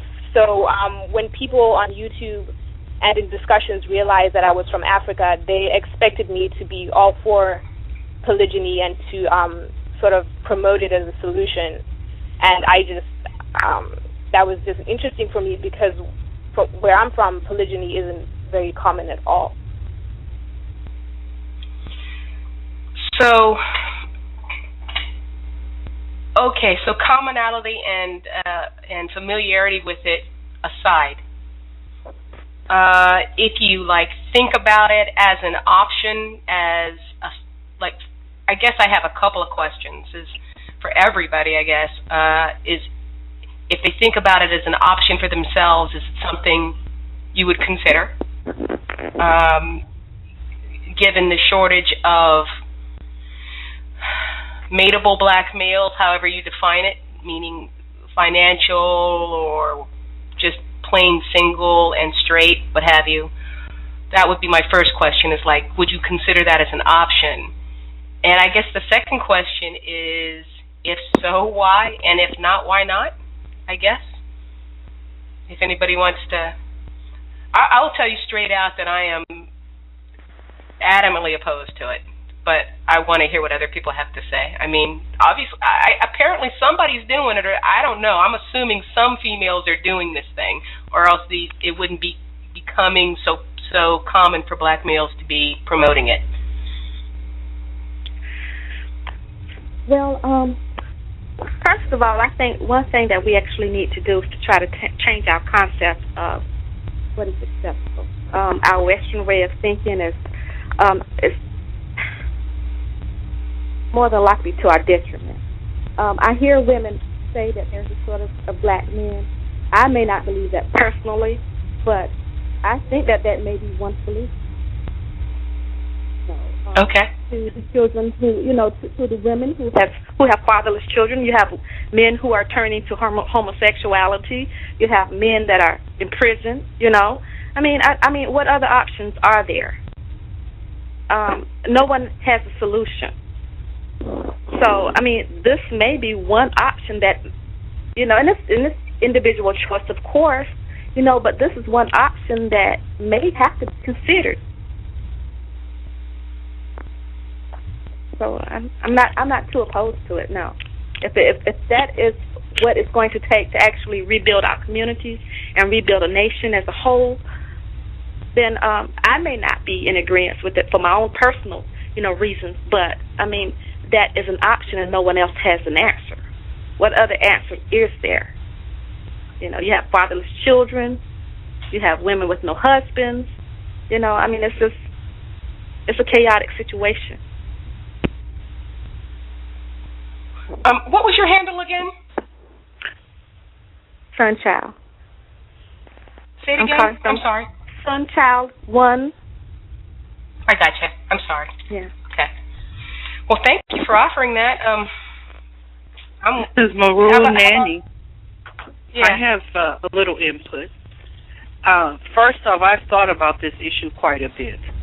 And not only thinking about it, I've done some research on it. Not extensive, but I've done some. And some of the conclusions that I've made just from the little research that I've done is that when we think about polygamy, we think about maybe the Mormon situation in Utah and these groups in Texas with all of the child abuse and the women looking like they just walked out of the ship with the Pilgrims or what have you. Or we think about the people in the Midwest, the Amish, or the way they dress. But I think if you consider the issue from a totally different European perspective, such as biologically, when I say that, I'm considering the black female. Is that we have a biological cycle. Oh, one other thing I want to preface what I'm about to say is that we also have to take the whole sexual young man's idea, having 99 women, and then they participating in lesbianism and then satisfying him. Correct. That's not what I'm talking about. I'm talking about something much more mature than that. But what I was saying is biologically, each one of us has a cycle. So that whole sexual situation is not going to happen. If you think about yourselves, and when you're going through this cycle, certain times you don't even want to talk to a male. You don't want to talk to anybody for that matter if that's what happens with you. So when you bring the sexual act back in, this male could possibly satisfy women at their own pace. Mm-hmm. So beyond the sexual part of having a polygamous relationship is that we can learn to work with each other. Like, I know how to sew. I can be responsible for the sewing. One person may be good at shopping and handling money and what have you. So the idea of polygamy is just not a sexual idea, or raping of children and molestation and what have you. It's an idea of community and family. And I think under those conditions of people who are mature, who are aware, who are intelligent, who are thinkers and who are wise, they could certainly be the perfect candidates for that, those or that kind of relationship. So I wouldn't take it off the table. What I would take off the table is this sexual exploitation, raping and molesting. That's not polygamy to me. That's not a great polygamous relationship. Thank you.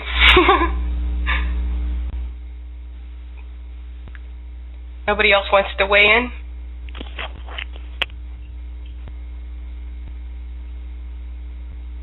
I agree with that. Oh, who was that? Oh, this is Sunchild again, 803. Yes, I agree. Okay. If we can take out the sexual aspect. Hello? I'm sorry, I didn't want to cut anybody off. But yes, I did want to. If Tater Pie, we hadn't heard you for a while. Hello? Is that you, Tater Pie? Oh, you heard me? I did. Yes, okay. We can hear you. I can hear you. Oh, I would say no. I would just, I guess my reason is because I think if someone's really is for their community, they wouldn't need, I don't think they would need all that. Like if, for instance, I'll give you an example. Me and my brother already made a pact that if, when we have children, that if they ever need, if his daughters or sons ever need a female perspective or anything, they will know they could be able to count on me, and vice versa for him on the male perspective. So, in case something happened to my significant other, he has my back. So I don't think that, I don't know, I don't support the whole thing because who's gonna provide for the family and stuff like that? How does that work out when it's hard? I know it's hard as an individual to even provide for myself, so I don't know how that would work out, but I don't know. I heard that too as well. I just don't support that. I really don't see that really panning out too well unless someone was growing up in that environment. I really don't see that panning out too well for anyone born in this society.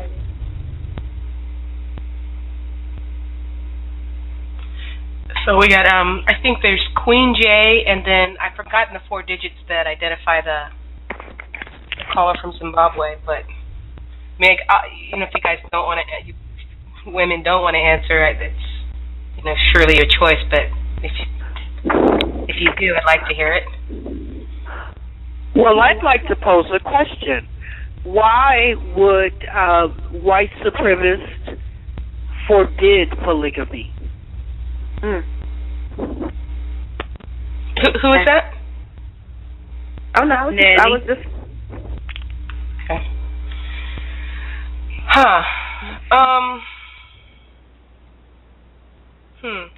I'll let me take a stab at it.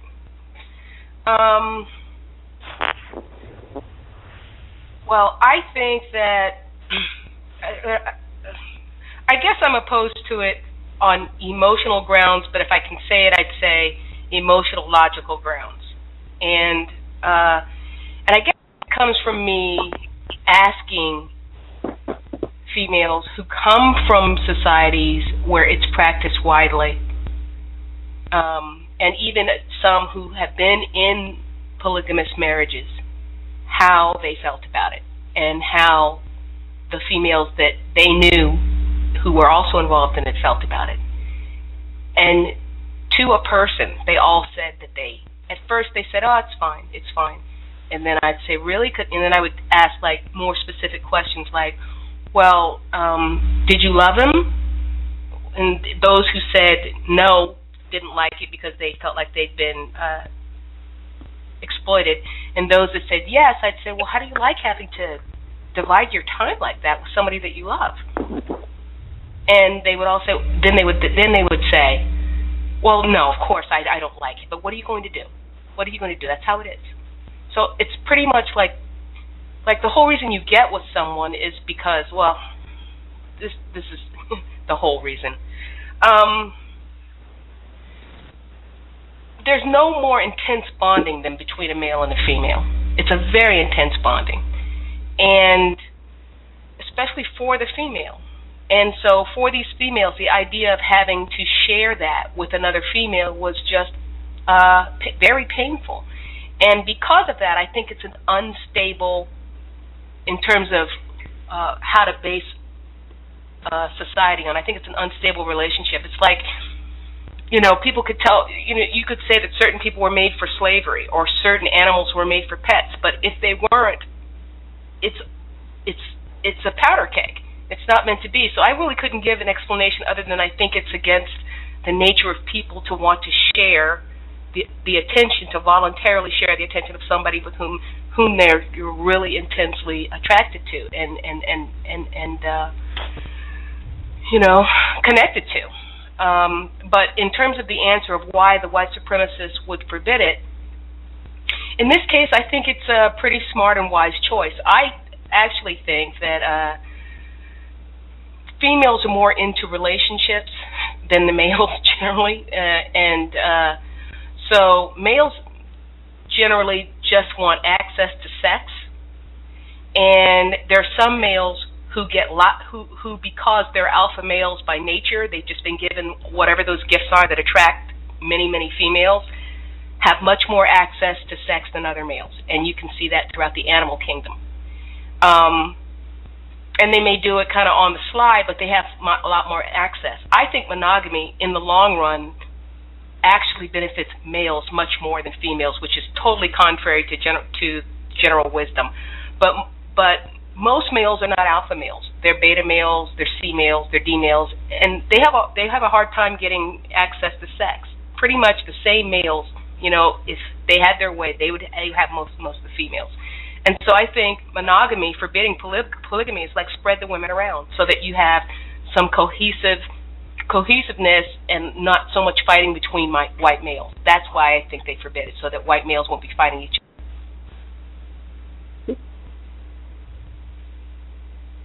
I wanted to check the line. I'm sorry. Hang on Go one ahead. second. Thank you. I just want to check the lines because someone else called in. Person at 8490. 8490. Are you there? Yes, I'm here. I'm just listening right now, but I'd like to say that was an excellent point the sister just made. Male caller. Sorry about that. I will double check the.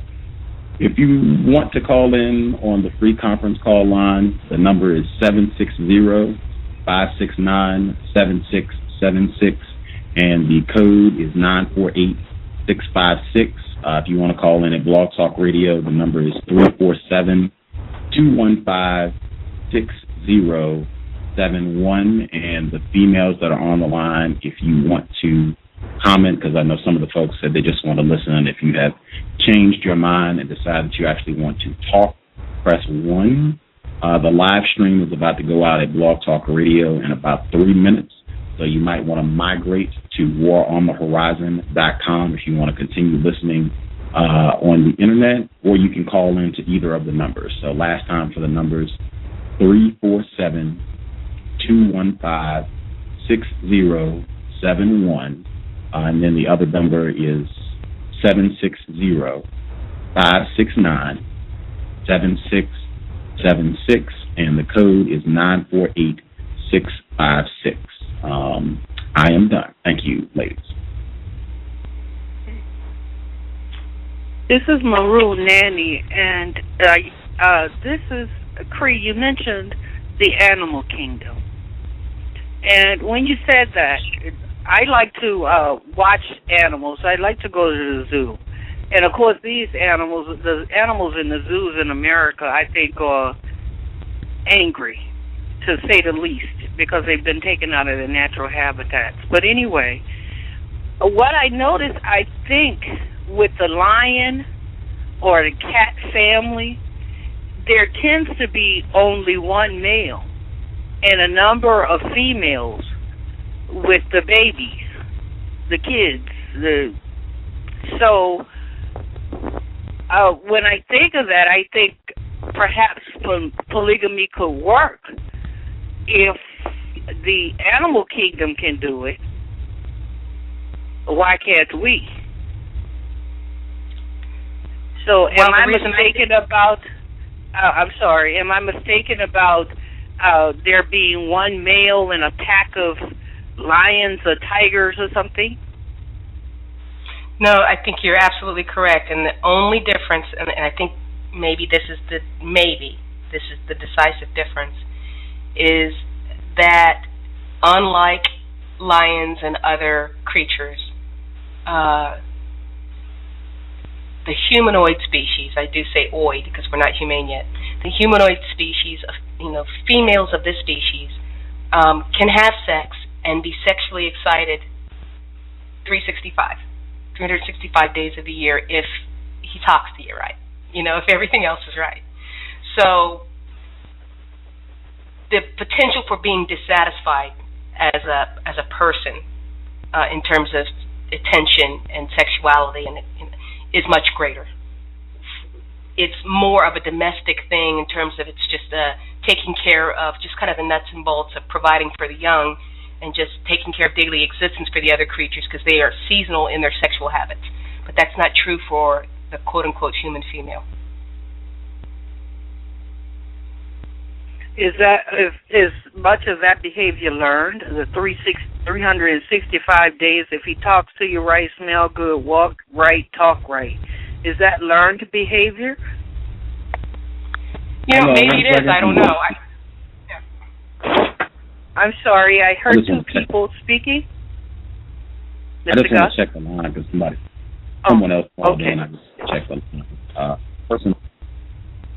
Person who called in, last four digits, 2319. Are you there?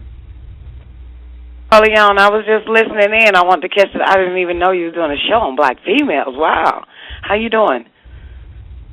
I'm well. Are you a black female? Yeah.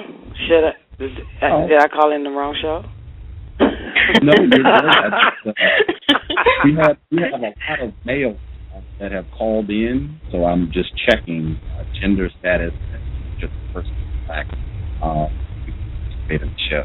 Yeah, you're fine. Did you want to listen or did you want to comment? I might wanted to comment too. I'm just not sure what page everybody on. I know that the show been on for a minute, and I just heard the young lady speaking about something about 365 days. So I'm just coming in, sweetheart. You all good. I will leave your mic open so you can feel free to chime in when you want. Your line is open, and thank you. Yeah, you can listen and get caught up. Thank you for calling in. Let me check the free conference lines while I'm here. Yeah, we're good. Okay, I'm good. Thank you all. Sorry for the interruption. Okay, so in answer to that question, I don't know how to answer that question. It might be, but I think it's pretty much a fact that 12 months out of the year, females, during their fertile years can get pregnant, which is not true for the other creatures. They have a mating season. And you don't think that we have a mating season? Because it's only just a few, maybe 3 days at the most that you're fertile. Well, on average, that's true. There are only 3 days of the month. That's true. On average, there are only 3 days of the month where you can get pregnant, with exceptions here and there. But it is you could say that it's seasonal by the month, I suppose. That's still quite different than the other creatures. And what with all of the complexities that go with the mind and whatnot, and making sure that the male that you're possibly going to be engaging in sex with is suitable for you, that whole month is kind of a mating dance. You know, it's all a mating dance because there's a lot of stuff that goes into before you actually engage in the coitus act. And there's even some like sexuality that you could possibly say that you engage in to keep that person engaged with you, so that you, by the time that you have the act that produces the child, you know, it's a stable relationship. I just think that it's the every month and the psychological complexity of people makes polygamy unworkable in the long term. And I could be incorrect. Perhaps I'm just totally socialized against it, but I would never knowingly share a man, which I demand. I'm a planet unto myself. And I've even heard some males say that it's almost impossible to satisfy one female, let alone two. Well,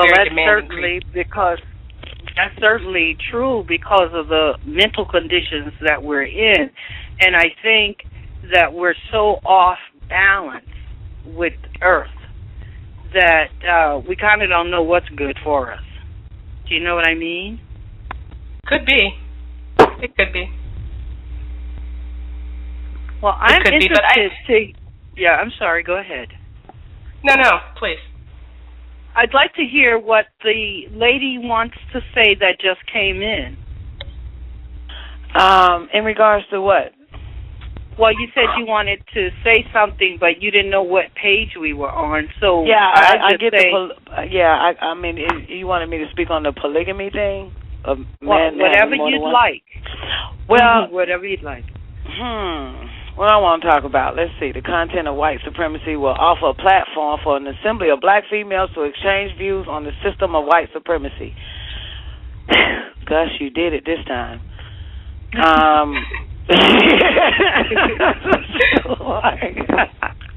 We're eager to hear the thoughts. Well, one thing I do know, here's what I know.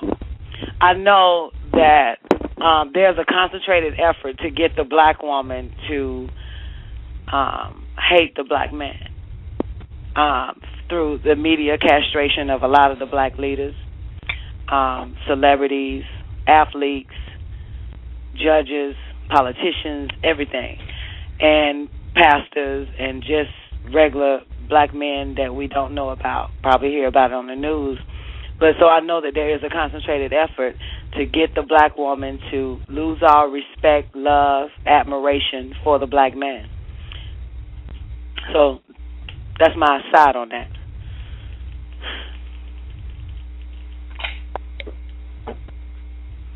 I believe the irritated genie spoke about that yesterday. I listen to dovetailing on that. Show. I like her show.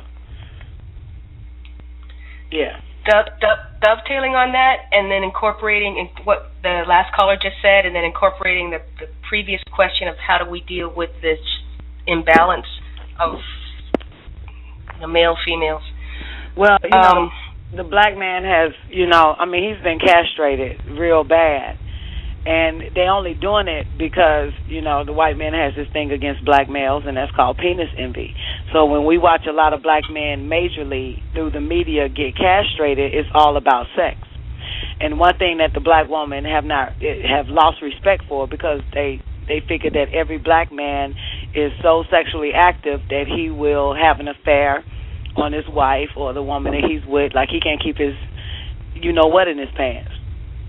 And so when we see these images every day of black men being castrated in the media through sex, whether it's R. Kelly, Michael Jackson, Thomas, whatever, Clarence Thomas, a lot of that's been going on for years. So we tend, and then we have our own personal relationships where our man has stepped out and cheated on us, and then they put the white woman, there, and then it made a lot of black women angry because, the black man, such as Tiger Woods, Jordan, and, everybody done left, the black woman, for the white woman and all of that. So they did it a concentrated effort to get us alone, because every man knows, every civilization, every man in every race knows that the black woman is every man's trophy. So to get the man out of the picture, guess where she's going? To other men outside of her race, which is happening right now. Agreed. See it every day. Every day. And it's almost like it doesn't exist because people aren't talking about it. But it's getting to be rampant. And just by what you said, as soon as they could see that there was no competition, meaning no black male around, they pounced. And so I just so for me it's okay, so what is the another possible solution if I'm not willing to say that, polygamy is maybe the best alternative? It just seems to me that a different economic arrangement in male-female relationships when it comes to so-called black people is what black females have to, and black males and black females have to accustom themselves to and get organized in their mind. That maybe the economic contribution that the male makes will not be a paycheck. Maybe it will be some skills in the house, to make things and repair things and to keep things correct. And maybe if he's, doing things like cutting lawns and so on, that he doesn't have to be the main breadwinner as long as he can maybe take care of himself or contribute to the household in other kinds of ways. Those are things that black females are willing to accept and make the main criteria for a partner, not his economic resources. There may be a whole lot more black males who are mateable. You are absolutely right, because we would love to take care of them, wouldn't we? Just birth the baby. I'm going to make the bread. Actually, that's not my preference, but well, here's what happened, though. Normally, and it's interesting because, I was listening to the radio, and this was 3 years ago, and a woman called into a radio station and was crying because, her and her man, black man, of course, had made an arrangement. He said, listen, baby, you work and you take care of everything, and I'll finish school. And you pay for my school, you hold everything down. Well, as soon as the guy, she paid him way through school. She bust her ass while he stayed in school, if I can say ass. And next thing you know, he got this high-paying job and left her. Left her. Now, we women, and I'm just saying we, and it may not be y'all on the phone, but I know women who think like me, when we didn't have nothing and our man was bringing it in or wasn't giving us nothing, we would leave you because you ain't giving us nothing. So in respect of our economic wealth and status that black women are actually climbing the ladder to, we would never leave our man. We wouldn't leave him because of that. Look at Oprah. Stedman ain't got no job. You know what I'm saying? We wouldn't do that. It's a cover. Yeah, Stedman ain't got no. Stedman is a yes man. All we want you to do is say yes, baby. Well, I have another perspective of that, in that I grew up in the South. Part of my growing years was in the South. And there was this cohesion that lasted for a number of generations, where perhaps maybe the black man may have had a woman on the side or whatever. And I'm not talking about in the cities. I'm actually talking about in more rural areas. And the black folk that married, they tended to stay together, raise their children, send them to school, and they stayed on the land. Mm-hmm. And I think once black folk began to migrate north, I think that they left behind that cohesion that we don't see today. Yeah, I'm born and raised in the South and still is. My mother and father are still together, even though my dad had several women on the side, but he always came back to my mama. Man gonna do that. And my grandmother too. My grandmother died married. You know what I'm saying, to my grandfather. And he stepped out, but they still decided to be married. But yeah, and my husband family is from the South, but they moved to D.C., where he was born and raised in Anacostia. And they're still married, and they're knocking at 82 years old, still married. Wow, well, those are certainly the examples we need to follow. We need to get them together and pick their brains. Yeah. Well, I wanted to also, this is Maroon Nanny, I wanted to bring up the show yesterday with Irritated Genie and Mr. Gus. And the Irritated Genie talked about the black male, and why white supremacy is certainly trying to take him out. And it's concerning white annihilation, that white supremacists, white people are concerned about their not being here in a little short period. So I highly recommend that everyone listening, if they didn't hear the show last night, is to go to the archives and look for the conversation Mr. Gus and Irritated Genie had. And I think it will really give you more perspective about why the black male is in the condition that he's in. And it was on Thanksgiving evening. And I think it was Mr. Gus's seventh interview with the Irritated Genie. I highly recommend it.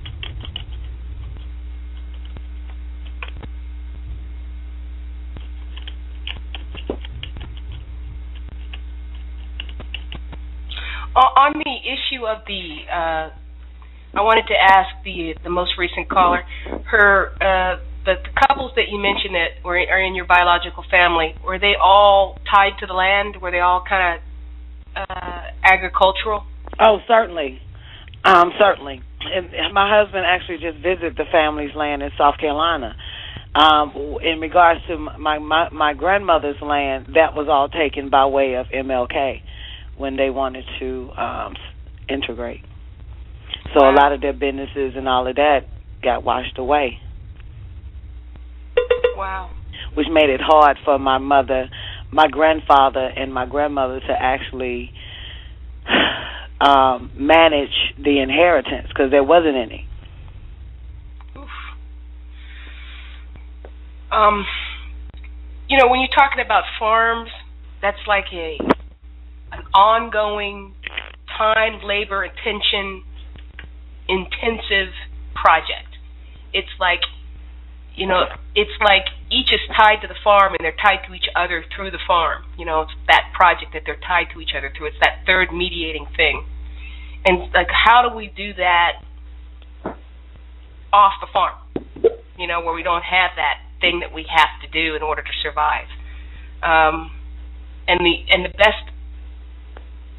best thing that I can think is just the dedication to replace white supremacy with justice. If people could understand the importance of that, if your mate is as dedicated to that as you, every day you're facing that beast. Every day you're facing that beast. And it's like that, when nothing else is working, that's always a rallying point. And it never fails to be there every single day. I must concur with you or agree also with you with that. I know that it's so much outside of the home now that not only that the children are distracted, the wife and the father is distracted, and the main agenda for progress in marriages or in relationships in regards to the black family is that everybody keep their focus inside their beehive. How to build the beehive to become a stronger beehive with no distractions on the outside, And I'm not trying to be religious, but I am a doctor of divinity. But the Bible said that a man should leave his family and cleave to his wife. So what has happened in regards to that particular saying, the men now wants to conjure up or hang around with the other brothers outside the home, football, NFL. Then you got this whole little sister-girl thing going on. Well, now the mama has to go to her sisterhood meeting, day at the parlor with some other chicks, and all of that actually separates the home. When years ago, everybody did things as a family. You feel me? It was a family affair. And it's no longer a family affair anymore. Well, I'd like to interject. The church is also a part of what you just described, because so many black females are spending a lot of time and money in the church. And I wonder if that's some kind of neglect of the family unit as well. Certainly, because one of the spells is religion. Because if your husband can't save you, then some invisible force can. And that's why women are being led outside of the home and looking for this God love. Oh, wow. That's deep. That's what it is. The God love. They're looking for the God love, and God is laying right there next to in the bed at night. But he just has to be developed. Yeah. Well, there's an onslaught, and again, I have to refer to the conversation last night with the irritated genie, and he talks about genetically modified food. And when you were talking about the family unit and how to bring the country to the city, so to speak, is that perhaps a small garden, even if you're in an apartment, you could do it on your balcony if you have one, or find a community garden. And perhaps that can be, how do we bring the country to the city?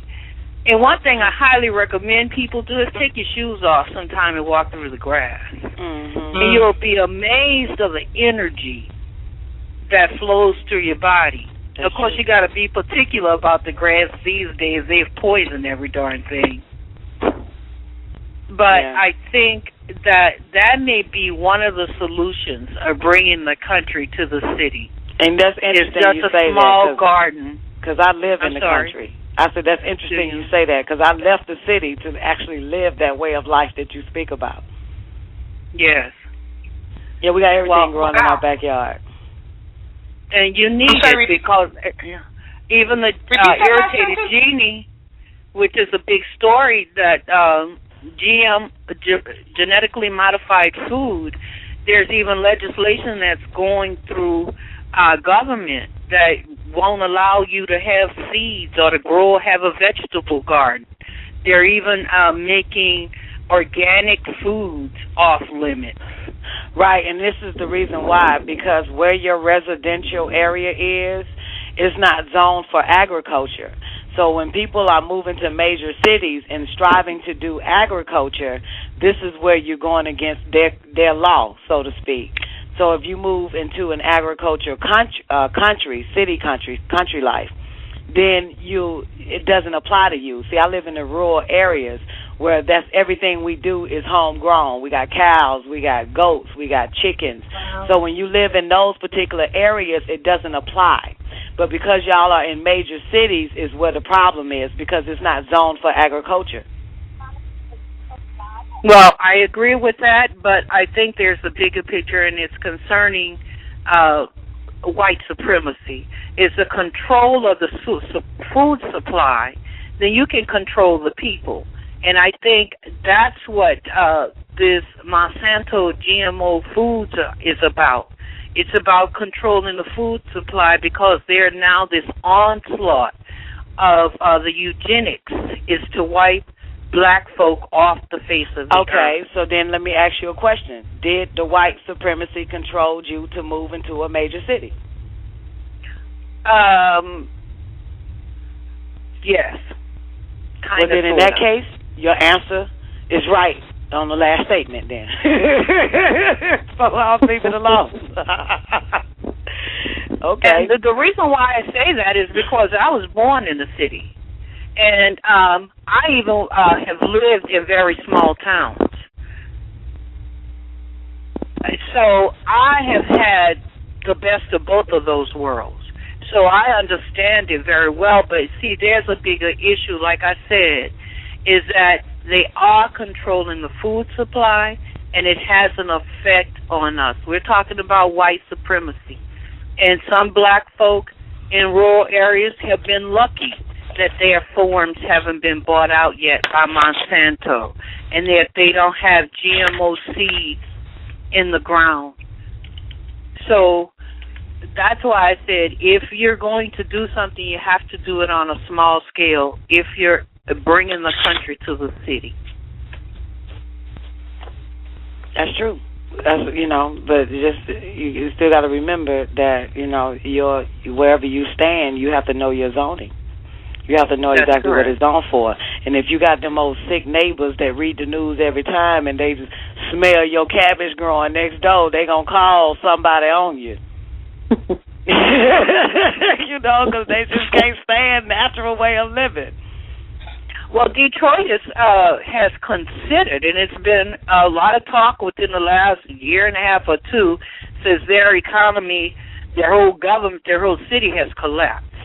And they want to turn the city, the majority of the city, back into farmland. So that tells me how. Well, one thing they started, a few months ago, they bulldozed a lot of the houses in the city. They just went and took them down, and it's been a big contention. But they have to get an economic base. So the leaders of that city decided that maybe one way to go is to become an agricultural city. That's what's up. Because that's where it's going to get down to, because not only just even the leaders, hell, everybody's tired of eating this genetic altered food. It ain't just, the average Joe on the street. It's also the people that's in Congress and all of that, or just your leaders. Everybody is sick of this. Everybody is sick of the way that the government is ran, whether you black or white, rich or poor. People are just sick and tired. So change has to come. I recently heard a theory that the first genetically modified foods are what created white people. Had you heard that theory? Mm-mm. This guy named Ali Muhammad, who's with the Moorish Science people. That's his. I don't know what you would call it. Well, that means that they've had genetically altered food for over 6,000 years. Right. That means we've been on it for probably over 20,000 years there. I think that we actually just forgot about nature. We forgot about, the apples that grows from certain trees, or the pecans that fall on the ground. We just literally forgot how to live. And I believe that it was a coordinated effort to do so, and it's a white supremacist based. Out of convenience, They took us out of our, natural way of life and gave us what is considered convenience. Now it's convenient. Remember the microwave? At one time, we weren't tired of cooking over the stove. We weren't tired of that. All of a sudden, the microwave came in. Became convenience. They figured out how to do something based on convenience and still have us getting further and further away from the natural way of life, natural way of living. That brings up an issue for me that I want to ask you ladies about. A natural way of living. Do you think that the most basic way of living is for the mother to spend more time with the children and for the father to be out in the fields or wherever it is that he brings in the sustenance for the family? I plead the fifth. Well, well, I'm not pleading the fifth. I think that it's to the rearing of children, a parent has to be there. And I think that the mother is that parent. So my answer to the question is yes. So then what I wanted to ask you is whether or not you had the same experience that I have had over the last 15, 20 years. Is the few times that I've heard a black female actually say, I'd like to stay home with the children, to her husband, if she had one, an attempted husband, the black male said, got very angry. You know? No. That wasn't the deal. That wasn't the arrangement that that's not how I thought it was going to be when we got so-called married, and you better, pop those babies out and get right back out there in the workforce. And every time I hear that, and the last time I heard it was probably about 6 months ago, it hurts me so much. It hurts me. Maybe it should. I'm not going to say it shouldn't. It does. It hurts me. Right. Because I know that's not the way other people are. It's like we're not allowed to be what we're supposed to be. But one thing is that at that time we need to be soft. And yet the reality of it is that when we try to be vulnerable and soft in our nature that way, there is a resistance to it. Right. And then we get blamed for not being soft. Yes. But they won't even let us be. I wouldn't say all of them, but I'm just saying. You know what hurts me, sister, is when I see a pregnant woman, working. That hurts me. Yes. That's the thing. That's the only thing. After you drop that baby, you can do whatever you want. You get back on the stripper pole. But it's just something about them 9 months that I think that it is like one of the most important days of the woman and the child within lives.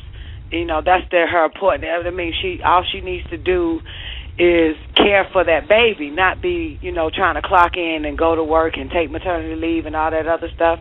That's what hurts. That's what hurts me when I see a woman belly big as I don't know what, bagging my groceries or something. It just hurts. Me too, but what about when she's nursing? Same thing. Nursing. Well, I've actually worked but I always had those type of jobs that I ran it on my own. But yeah, I took my baby to work and nursed her and was nursing, And that's kind of good what's taking place right now because, a lot of the women are running major corporations now. Quaker Oats, a lot of them are in those positions to actually, and they are basically appointing women to be runners of corporations because they have that motherly concern for their workers who are also mothers. And there was a time, let's say 5 years ago, if a woman had to rush and get her baby from daycare, she would damn near be fired, if something happened. So now they're letting women run these male-owned corporations because they have that motherly instinct, that nature, that nurturing instinct in them to care for their employees. Oh, I totally don't agree with that. Look it up. They got it. They did a whole article on that, sweetheart. They did a whole article on all the women. No, it is true. Based on the women that's running these major corporations, if you listen to everything they say in the interview, major corporations, probably everything that's in your kitchen. You know what I'm saying? That's why they are putting them there, because they can sympathize with the workers, whether it's male or female. I think the white male racist supremacist has made his woman, because that's the one who will probably get that seat or that position, she's just as ruthless as he is. I think that's why they're doing it. I don't think it has anything to do with motherly, because if that's the case, why didn't white women come to the rescue of black Africans in America or anywhere else for that matter? Well, let me They've always used that black man raped them or looked at them wrong. So I have a problem accepting that premise or that theory. Well, it's not a theory. It's a fact. These women, and it's not just white women that's running major corporations right now. There are black women that runs major corporations. So I'm just saying, look at the article. They real, they exist. They're not cartoon characters, sweetheart. They got children. Some of them is college. Some of them just 3-4 years old. black women. So it's not just that. Didn't I see some data on the fertility rates of black professional women, quote unquote, that the more education and the more advanced they are in their career, the less likely they are to have offspring? That's interesting. If yes, that's true, I've read that. That's deep. Well, if they're taking on the roles of their counterparts, which is white females. Accept it. They don't have time to be in the bedroom or letting the child suckle. Tater Pie, her mic was muted when I got her line back open, so she should be able to comment. She got a hand up, so Tater Pie, if you wanted to get your statement, question, or what have you out, your line should be open. Go right ahead. I have a question.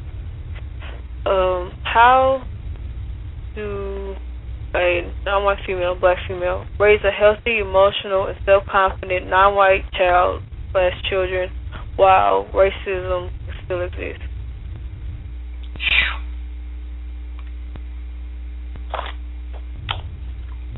I wouldn't say healthy.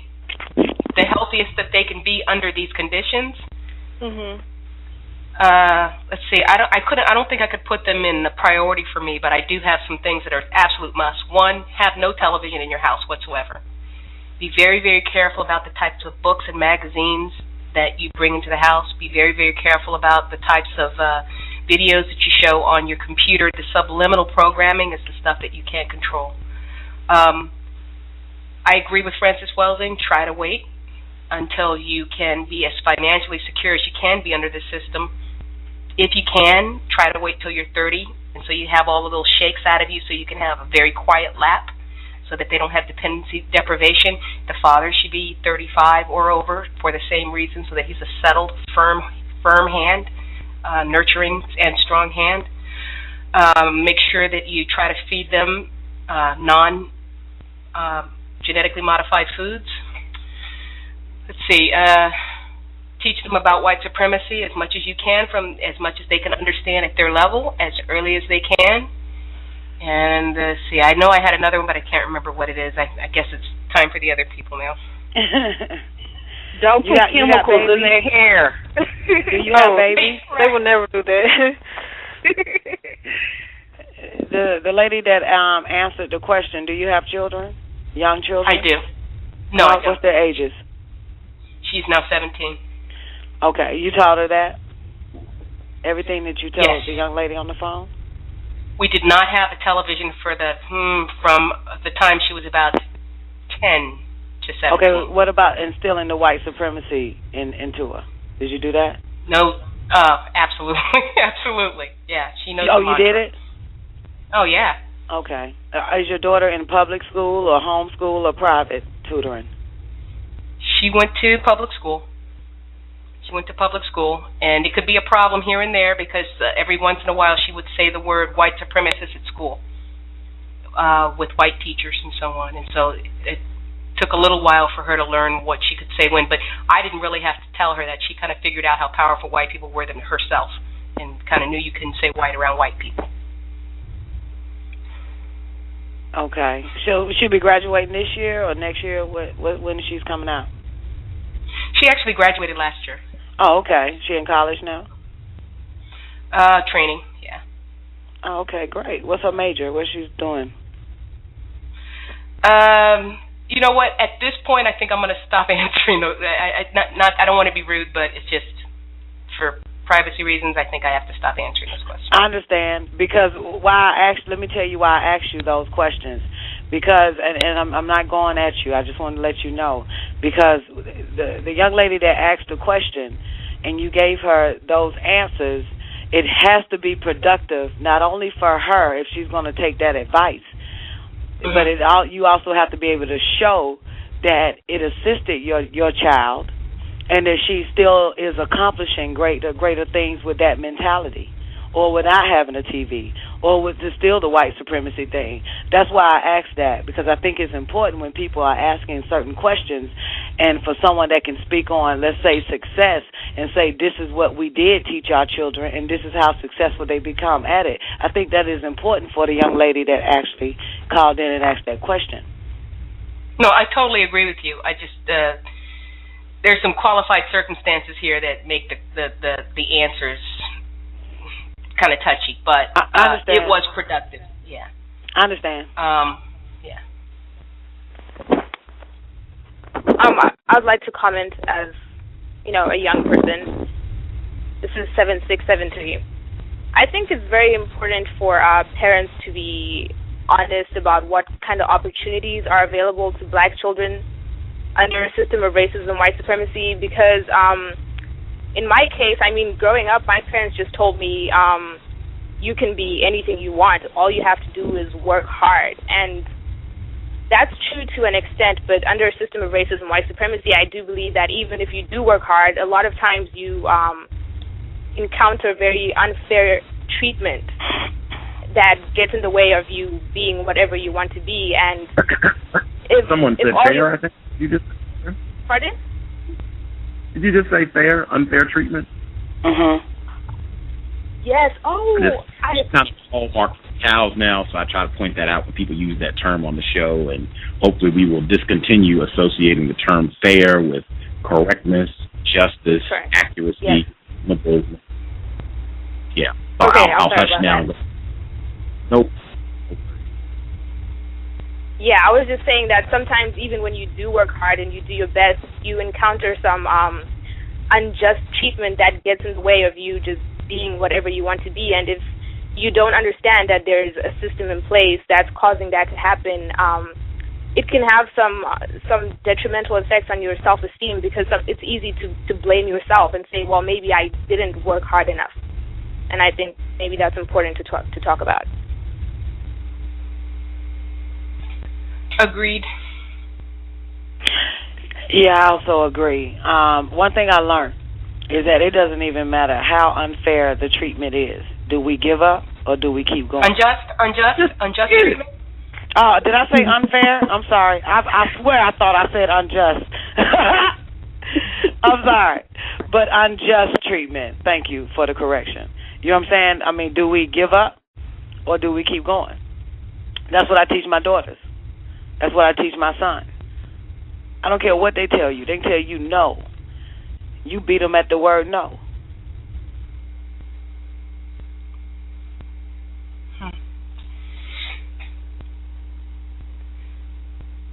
SETI said something in the YouTube clip. If I recall it correctly, it is, we're not going to do it. We're not going to, I don't have it verbatim, we're not going to flip hamburgers for some low wage. We're not going to do it. Given what you just said, what would be your response to that? That we're not going to flip hamburgers? That I think he was using that as, I could be incorrect, the host can correct me, but it was like it was an explanation as to why some people choose to sell illegal drugs. Wow, I did a show on that based on Gus' show. I did a snippet with him explaining what he did, and the show got out of hand, but let me say this. How did it get out of hand? I said my show, Gus, because you had a lot of people who just couldn't stand SETI anyway and couldn't wait for him to make that declaration of what he had to do to go to Egypt. Oh. You know what I'm saying? So you just... Huh? Were they like cursing and yelling, or what happened? Oh, you got to listen to that show, baby. You got to listen to Where it. Is it was this month. It's on my show, WGAG Radio, Donnie Coleone's show.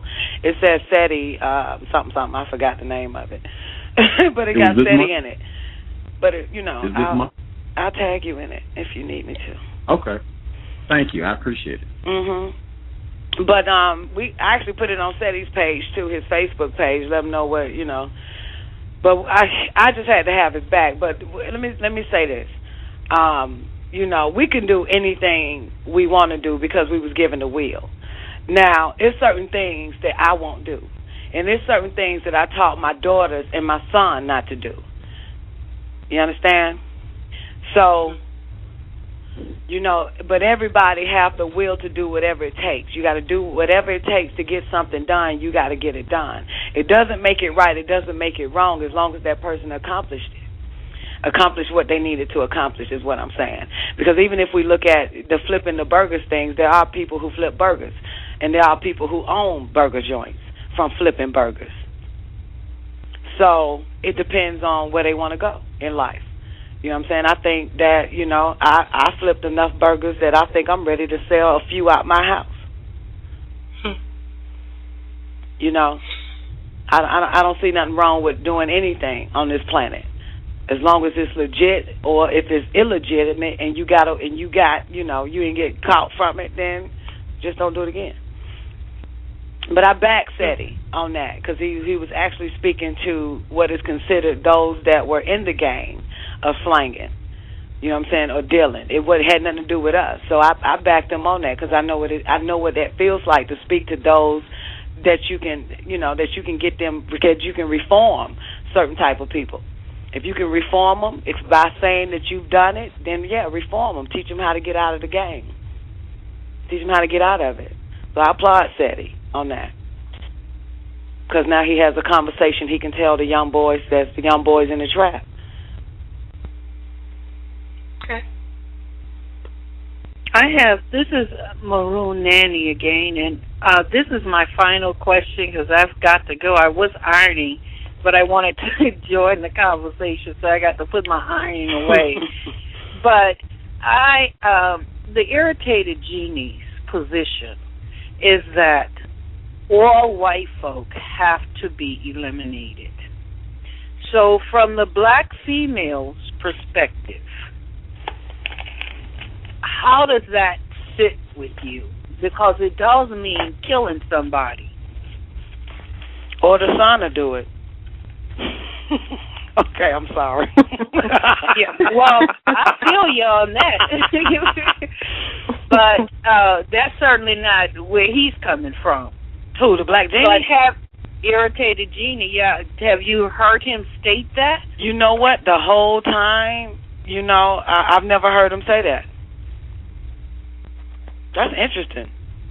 Has anyone else I've heard a lot of people say that. People have said it even on my show. Women, black women, absolutely said it, even on my show. So the folk that are on the telephone today, where do you stand? You mean actually killing off the white race? Just say eliminated.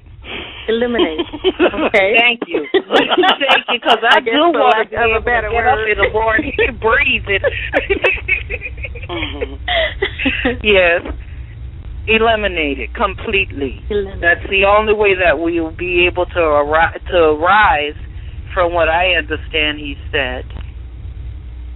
I think in the process of individuals considering that concept, I think what they need to focus more on is eliminating blacks that are contributing to white supremacy as well. So we'll never get rid of them if we still have Uncle Tom is just a casual word everyone uses. But as long as we have people that look like us that are contributing to our state, then we're going to always be in the state. So I don't know. And it's one thing I wanted to ask about what you thought about this, okay? You know, when we speak of a systematic objective to annihilate the black race, you know, we also need to consider such factors as race and health. And one thing that I thought about, and this is one thing I just want to know what you think about. What do you feel about so many African Americans being on dialysis? I go from clinic to clinic sometimes, and that's all I see is African Americans. And I just don't understand what is contributing to that. I just don't. And as far as Coca-Cola, baby. Yeah. And as far as AIDS is concerned, you know, AIDS is not really a disease. It's just an immune deficiency. And how come we are bearing the brunt of this deficiency. Certainly we are not more sexually active than the Caucasians, you know. So, I mean, I don't know if it has anything to do with the food being genetically modified, you know, to, I don't know. What do you all think about that? All of the above. All of the above. Yeah. So we'll never the other thing, I'm sorry, I just wanted to add that diabetes is another that you can add to the list. That's Even correct. slim people are hypo, which is the low end where your blood sugar level goes too low, or we are at the high end where it goes too high, and they start cutting off parts, limbs. So to me, that's a conflicting disease that you either or you're on the other end or you're high end.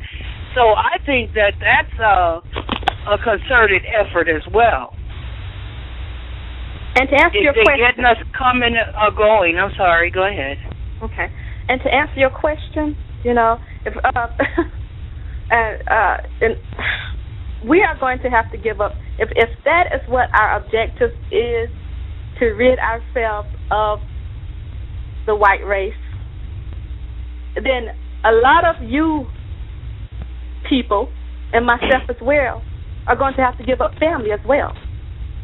Because, you know, just as I said, you have a lot of African Americans that are contributing to the state that we are in, you know. There is no way that... I'm sorry? The Army, we all put in our efforts for the race. We all go to work, stuff like that. So we all contribute in the system of race and white supremacy. So I don't think so-called Uncle Toms are the problem, because if there wasn't racism, there wouldn't be any Uncle Toms.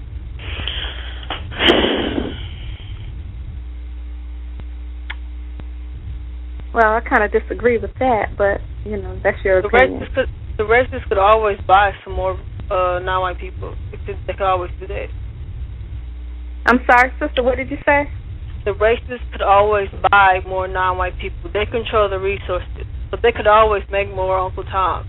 But they control the resources because we allow them to. You know, as far as economics are concerned. But let's focus on them and not the people who doing it to get more resources. Okay. But you have to actually admit the fact that a lot of these individuals would not be able to actually permeate into our communities without having that source, you know, as far as, you know, other black individuals, letting them in our communities. As far as integration has done nothing for us. I mean, of course, you know, we're able to go and drink at a water fountain or do this and do that or whatever, Bob and Charlie and Susan or Sally or whatever they're doing, you know. But I don't see where we actually benefit from integration. But yeah, that's just my opinion. I think that the only way that we're actually going to rid ourselves of white supremacy is to get rid of the Uncle Toms, really. And that's just my opinion. That's my opinion. So. Okay, I want to go on record for saying that I'm not for killing a single person that's not white before killing a person who's white. Not one. Okay. And I'm not for killing as well. You say Uncle Tom. Can you give us, like, the meaning, like how you determine if someone is an Uncle Tom? Can you clarify that, please? Okay. One way I would actually describe an Uncle Tom is an individual who's working in the system to actually keep other individuals back, like as far as African Americans back. I don't think, although I do respect, you know, the legacy of Martin Luther King, I don't think he actually did anything for us. I mean, I don't think it was anything beneficial for us. I think that we would have been in a better state if we were still in a segregated society. Agreed. So, I mean, I just don't feel as if, you know, the civil rights movement or the women's movement, for that, you know, reason, did anything for the black community. All it did was separate us. That's all it did. So, I mean, it's just a lot of factors. I'm still not clear. Okay. The Uncle Tom thing, because I really want to make sure I have a clear understanding. So an Uncle Tom is someone who does what specifically? Can I help with the definition? Oh, no, you cannot. Thank you. Well, I thought this was a female only show. And she got a man in control in our conference. I want to back my sister up. I want to help her out. And I can give you an example. I used to manage a lot of sisters in this hospice facility, and the owner of the facility was a white female, and it was so much confusion. And because I used to manage them, I used to try to keep things in our circle, and any kind of issues that they had, of course, I would try to handle it myself without letting the person over us actually know anything about it. So I had a couple of sisters that actually went over me and went to them because they were not satisfied with the scheduling, or that I was trying to, in other words, try to make peace, in our little circle. So they actually reported me, and they did that constantly. And I was accused of not liking white people. There's just a lot of things that went on, and I don't want to go into too much detail, but I got written up and then demoted, so I had to actually resign. So, things of that nature. When I'm trying to build sisterhood, number one, and trying to look out for my people, then they turn on me. I've had that happen so many times. I've even tried to form groups where we can try to build a community, and we always had some infiltrator actually telling someone else what was going on. We were reported or, being accused of starting this militant group or whatever, even though, and one thing I don't understand is why every time, and it's not like we want to actually kill off the white individuals. What is wrong with us wanting to separate ourselves from them and build our own nation and our own community? Anytime that happens, then people seem to feel threatened by that. You can have any other nationality that have their own communities, have their own businesses, and they all cater to one another and keep their economic system going within their culture. And they can get away with it. Yes, but there's not a damn Hindu, Chinese, Indian, Jew running telling somebody else that the Jews are about to open up another store. Can you stop them? Ain't nobody doing that. It's always in our own. It's always in us. Some black person is about to go tattletale. Yes. And I don't want to annihilate the white race. I just want to be separate from them peacefully. But that'll never happen. That would never happen. Maybe as long as they exist, well, you're right. And that's one thing I can tell you, that I listened to your show that night as far as you were talking about Sarah Susan Seti. And I can say, how you can hear things all your life, but it never hits you until that one person bring it home to you the way that you can understand it. And one thing that I have to learn, that I've learned from you, Donna Corleone, is that certain things I speak, I need to be careful about what I say. Because as soon as it's out there, I don't understand how much power I'm giving, right, what I'm putting out there into the universe. So, that's one thing that I've actually learned from you. Thank you. But other than that, I don't intend to annihilate the white race. I don't want to get rid of them. I just want them to go away. But I don't know how to make that happen. And there's only one way to make that happen, but I'm not for it. But what can you do? I don't know. That'll be difficult, but we'll have to just blow up the planet, but being off the planet when we blow it up. So you're going to make sure that every last one of them don't survive. They everywhere, girl. They everywhere. Oh, and we have like 5 minutes left. I'm going to let you all close the program out, but just you have 5 minutes left. We will be back tomorrow. It is the War on the Horizon round table. Irritated Genie, Sister Nefertari, New Black Panther Party's King Samir, Brother Louis Ali, Justice, and Gus T Renegade will be participating. The discussion will be exactly where this discussion is ending. The eradication of the entire white race. That will be the topic for discussion. Showtime is 7 p.m. Eastern, 6 p.m. Central, and 4 p.m.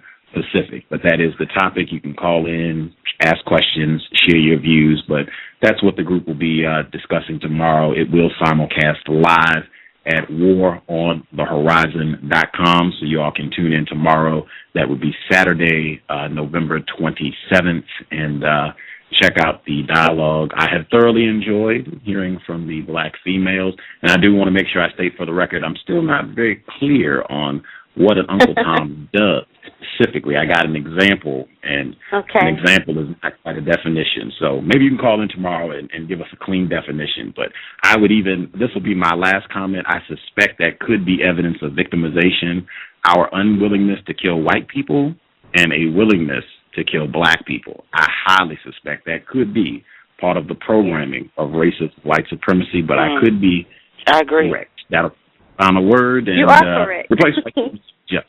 Justice's email address is she can do it herself. I'll let her get her email address and then you all can do whatever. Justice?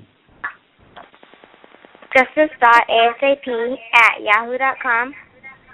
Again, justice.asap@yahoo.com. Really? You guys got 3 minutes, whatever you like to share. I just want to say, Gus, I enjoyed your show. Please do more of the women building on this topic, please. I love these sisters. That's all I want to say. That's Don Nicoleone. I'm signing out. I enjoyed you, Gus. I'm one of your biggest fans, baby. I am as well.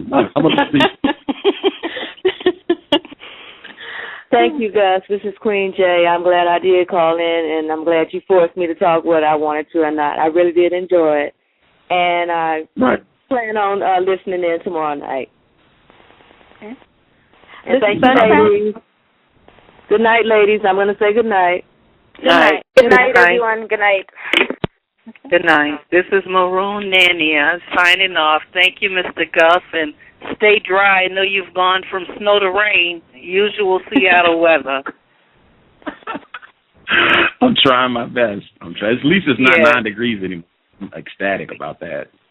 I know they were going crazy because I can remember a few times they had snow and the people were spinning out and, it was a mess. But, again, thank you very much. I feel very hopeful having this conference with other black females. It just lets me feel a whole lot better because all of the news is terrible and we look like we're on our last leg and somebody's about to kick that from under us. So, again, I really appreciate it, and I will continue to listen. Good night. Right. Good evening. Thank you for calling in. I appreciate it. And this is Sunchild. I surely enjoyed your show, as usual. I'll be tuning in tomorrow night, and hope to speak to you soon. Have a good night. For sure. Thank you.